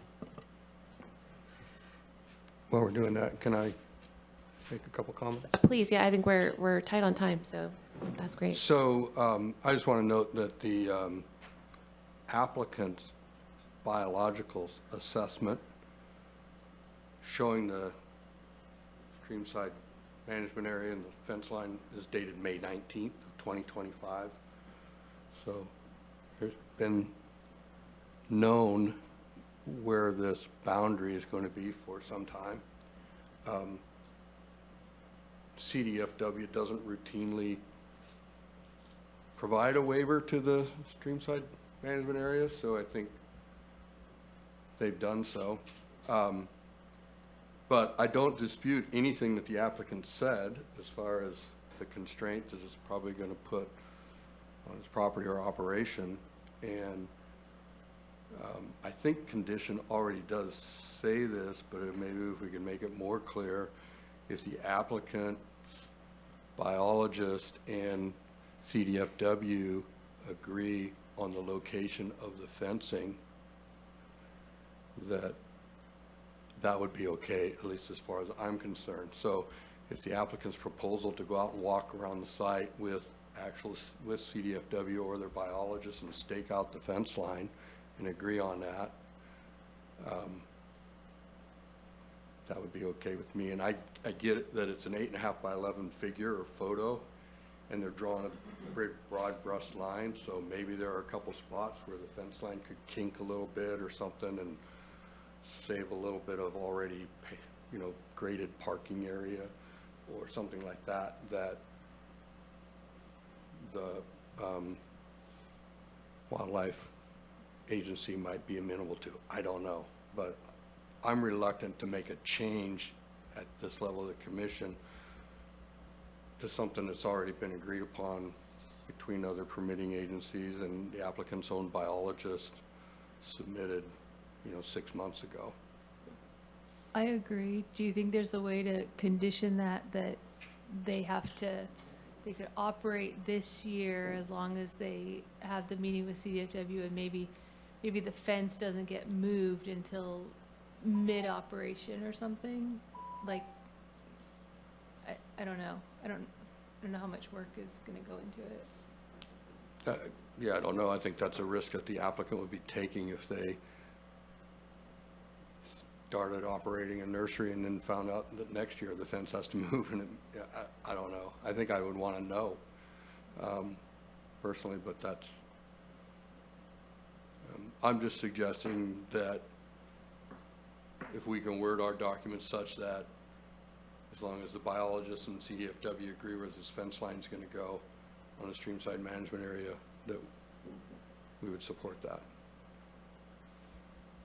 But I'm not in a position to adjust it from the podium at this time. So we'd be agreeing to the conversion to ag and agreeing to a reduction in the SMA based on what CDFW and a certified biologist can come to agreement on? Well, the condition as it reads right now says, subject to the approval of the planning department and CDFW. So it kind of already covers what I'm saying. I'm just I'm just saying that, and so if CDFW takes the lead, I'm sure the county's going to follow along and say, yeah, it's okay. Well, I think if I could, Chair, sorry, just to jump in maybe to help this along. It's really to show the physical barrier demarcating the physical location of the revised streamside management area as identified in the bio report. So I think what you're really talking about is in the 8C there, giving another option for the location of that may be reconfigured to the satisfaction of the biologist and CDFW.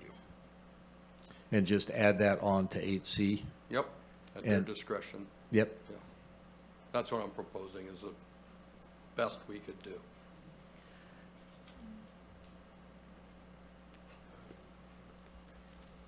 To play devil's advocate real quick, to reconfigure, but not change to be any more limiting than it already is.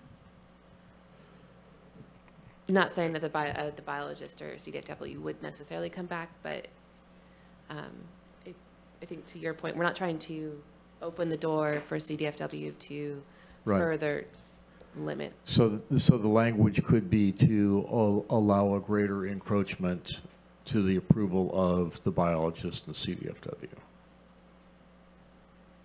I mean, yeah, I mean, not speaking for the applicant, but if I was the applicant, I'd go out and flag a line where I wanted to put the fence line and ask CDFW and the biologist to come out and see if that met their requirements. And if it didn't, adjust it. Through the chair, I just want to throw out there that I think CDFW would absolutely be willing to go out in a situation like that, just to make sure before any investment was made that the alignment is in an appropriate spot, and I would be happy to accompany them as well. Okay, I want to make sure that, I think Commissioner Kirazi had asked to pull the map up, so I wanted to be attentive to that. But if there was any more discussion along the vein of this particular item. Well, it is on this point. I don't know if I have my hand up first, but I'll just try to be brief. I mean, first of all, I think what we have done that's sort of comparable in many cases is given a longer time to come into a compliance with a condition that was going to be onerous, given tight timelines, particularly if there's some question about whether it could be negotiated to a different solution. So that's just want to flag that I think that divorcing it from the 90 days that we require these other things to be done is reasonable given this, and I like the way this discussion was going. I also just want to sort of point out that, you know, the language that's here is a physical barrier demarking the location of the revised streamside. As you said, it doesn't say a new fence. When there's already a fence back there,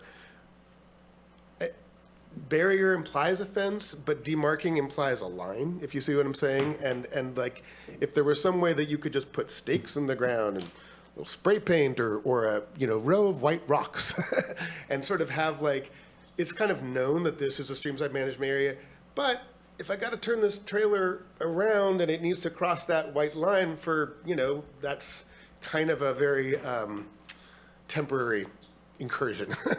So, but finally, my understanding from what he said, and I guess from the letter as well, is his proposal is that the fence that is there should be the fence. He doesn't want to have to build a new fence because there's already a fence closer to the edge of the bank that he's asserting is sufficient for fencing purposes.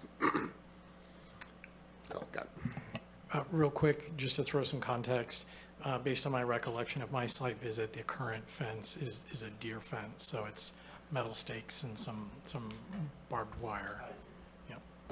Yeah, and he could leave that there and use some other method, or you reuse those materials. That'd be fine. Commissioner McFarland? My comment was, I was going to say I was supportive of Skavdal's amendment if he wanted to make a motion with I just had a little confusion on the conditions of approval. B12 says if monofilament netting is used, then BMPs, yada, yada, yada.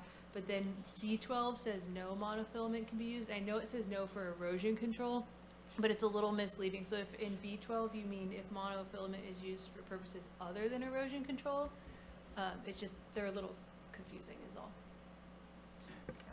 Your interpretation of the interplay between those two conditions is spot on, that monofilament cannot be used at all for erosion, and if it's used for any other purpose, they must follow best management practices. Yeah, I would just suggest saying if it's used in B12, if monofilament netting is used for purposes other than, because if you read it quickly and you don't read section C, then you think, oh, I'm going to throw down this sod with monofilament in it.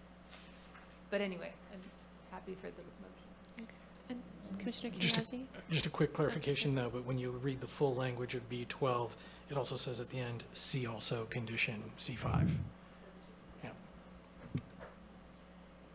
I just had a question regarding the applicant's comments around wildfire management and the 100-foot buffer. And so is the intent of an SMA to allow it to vegetate and grow naturally? And does that impede on that 100-foot buffer of existing structures? And so is that applicant simply going to go across that line and weed whack it and keep vegetation down? Does that just defeat the whole purpose of where the SMA is in the first place?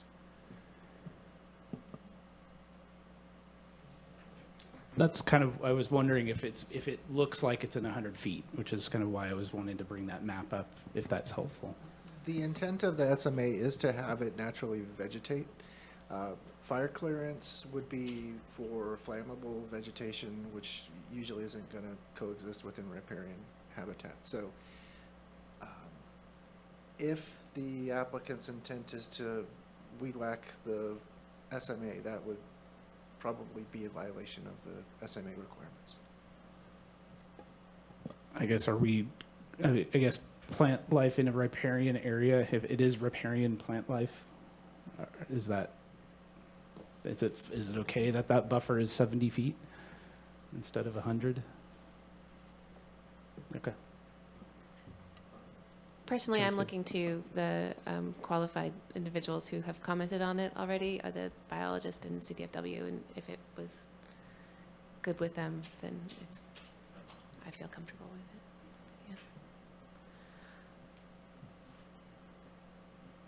I was just say it's probably also important to note he mentioned he's seasonally operative. So if he does weed whack during the fire season, you're going to have grasses and whatnot, which in theory help filter the water, come back before the wet season, and then he wouldn't be back to March.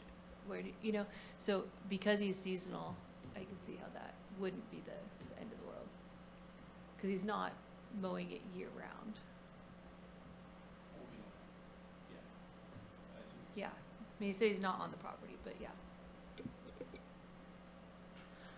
Okay, we're getting a little bit tight on time, so does anybody have more discussion or a motion they'd like to put on the table? Director Ford, did you understand my comments, and do you have a suggestion? Do you think that's already covered in Section 8?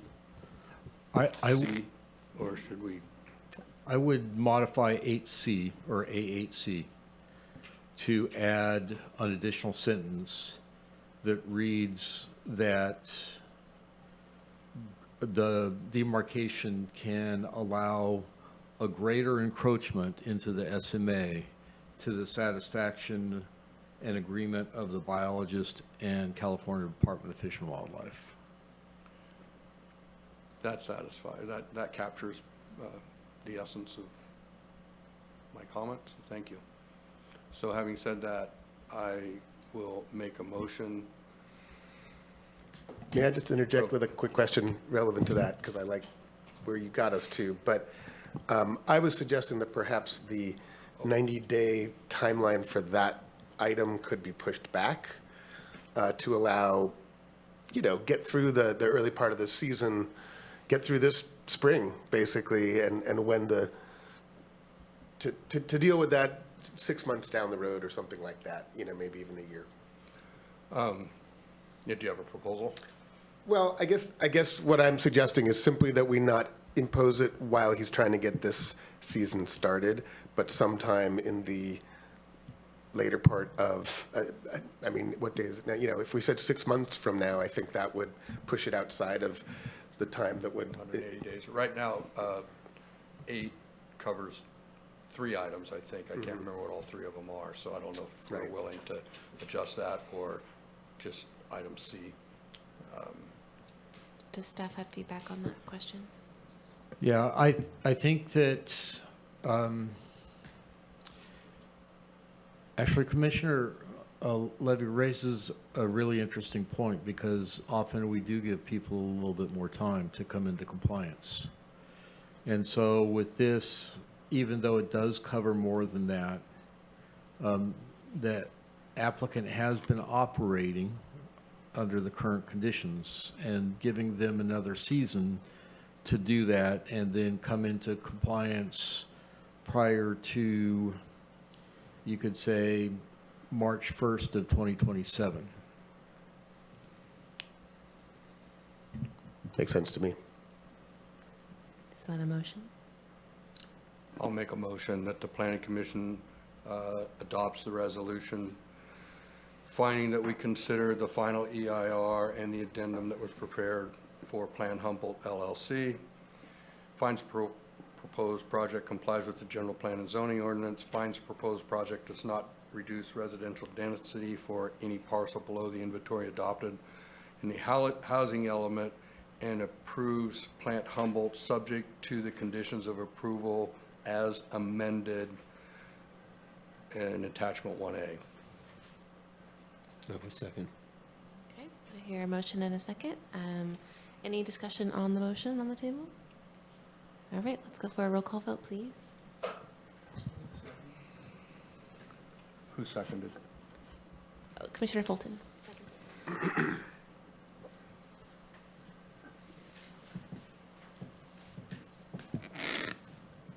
Ira Skobdal, Yes. Noah Levy, Yes. Sarah West, Yes. Jerome Karazi, Yes. Lorna McFarland, Yes. Todd Fulton. Yes. All right, motion carries. And with that, we will move on to item H, items pulled for consent. There were none. Item I.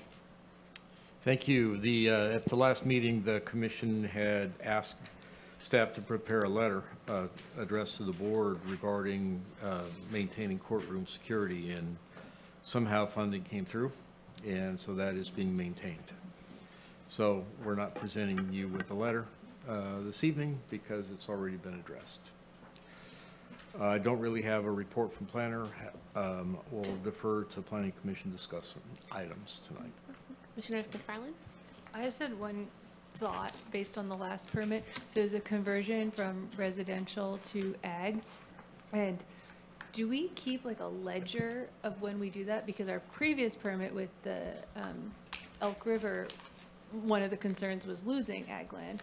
So do we keep a ledger in the county of when we convert to ag land so we could use it as like a pseudo bank for the no net loss? So, yeah, great question. The short answer is not right now. But the other kind of particular nuance to this is that the general plan policy isn't about the zoning. It's about prime farmland, prime ag land, the loss of ag land. And so it would, even though this will be zoned AG, whether or not this is actually ag land that would qualify under that general plan policy has really not been determined. Okay, yeah, I guess because it seemed like there was a little bit of discussion about the land in the first permit.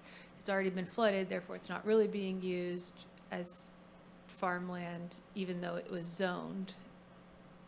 So. Yeah, that's why I'm trying to separate the zoning and the land use designation from the actual use. And I was going to say this before, I didn't want to belabor it previously, but one of the things that we're starting to confront more and more with sea level rise is that long-term, if we let things just go their course, we may lose that ag land anyway. But in some cases where we're seeing restoration projects come through that actually create a barrier, and that actually preserves ag land. We may lose a little bit in the short term, but in the long term, that ag land then becomes more viable. And so there's an interesting balance that we're struggling with here with sea level rise.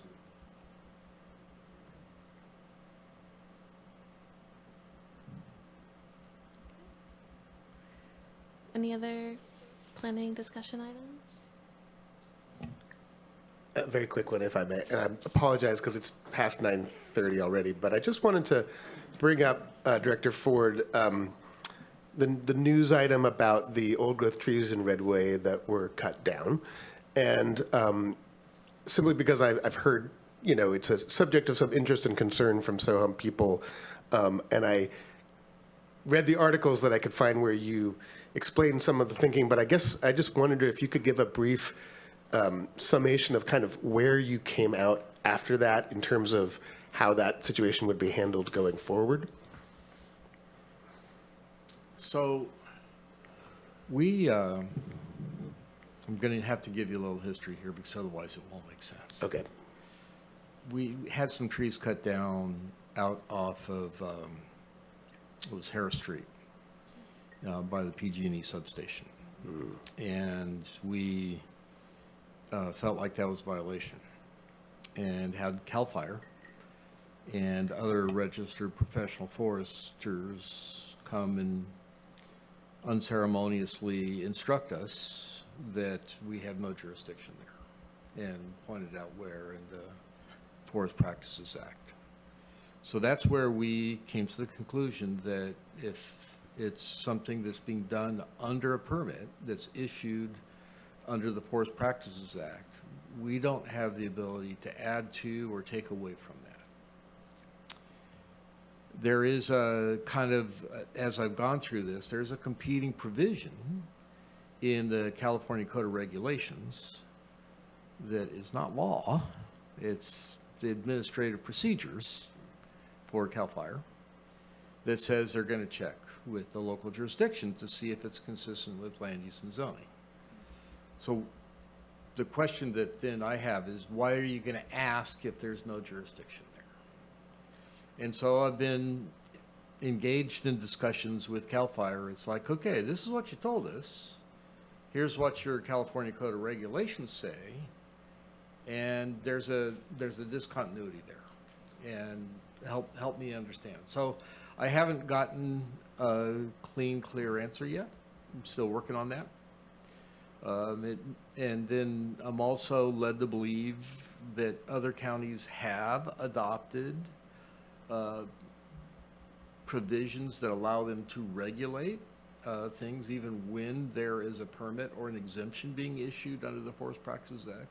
I've not gotten confirmation of that yet. So it's a work in progress. So that work was done under just a 3-acre exemption? No. It was done under a hazardous tree exemption. And so even at that, we didn't sign a sheet saying, yeah, it's consistent with land use and zoning. The only thing with a hazardous tree exemption, the only thing that's required is you notify the county that you're going to take these trees down.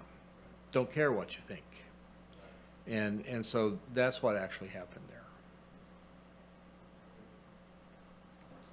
Thank you. Our next meeting is scheduled for March 19th, so we don't have a first meeting in. That is correct. Okay. All right. And with that, we are adjourned.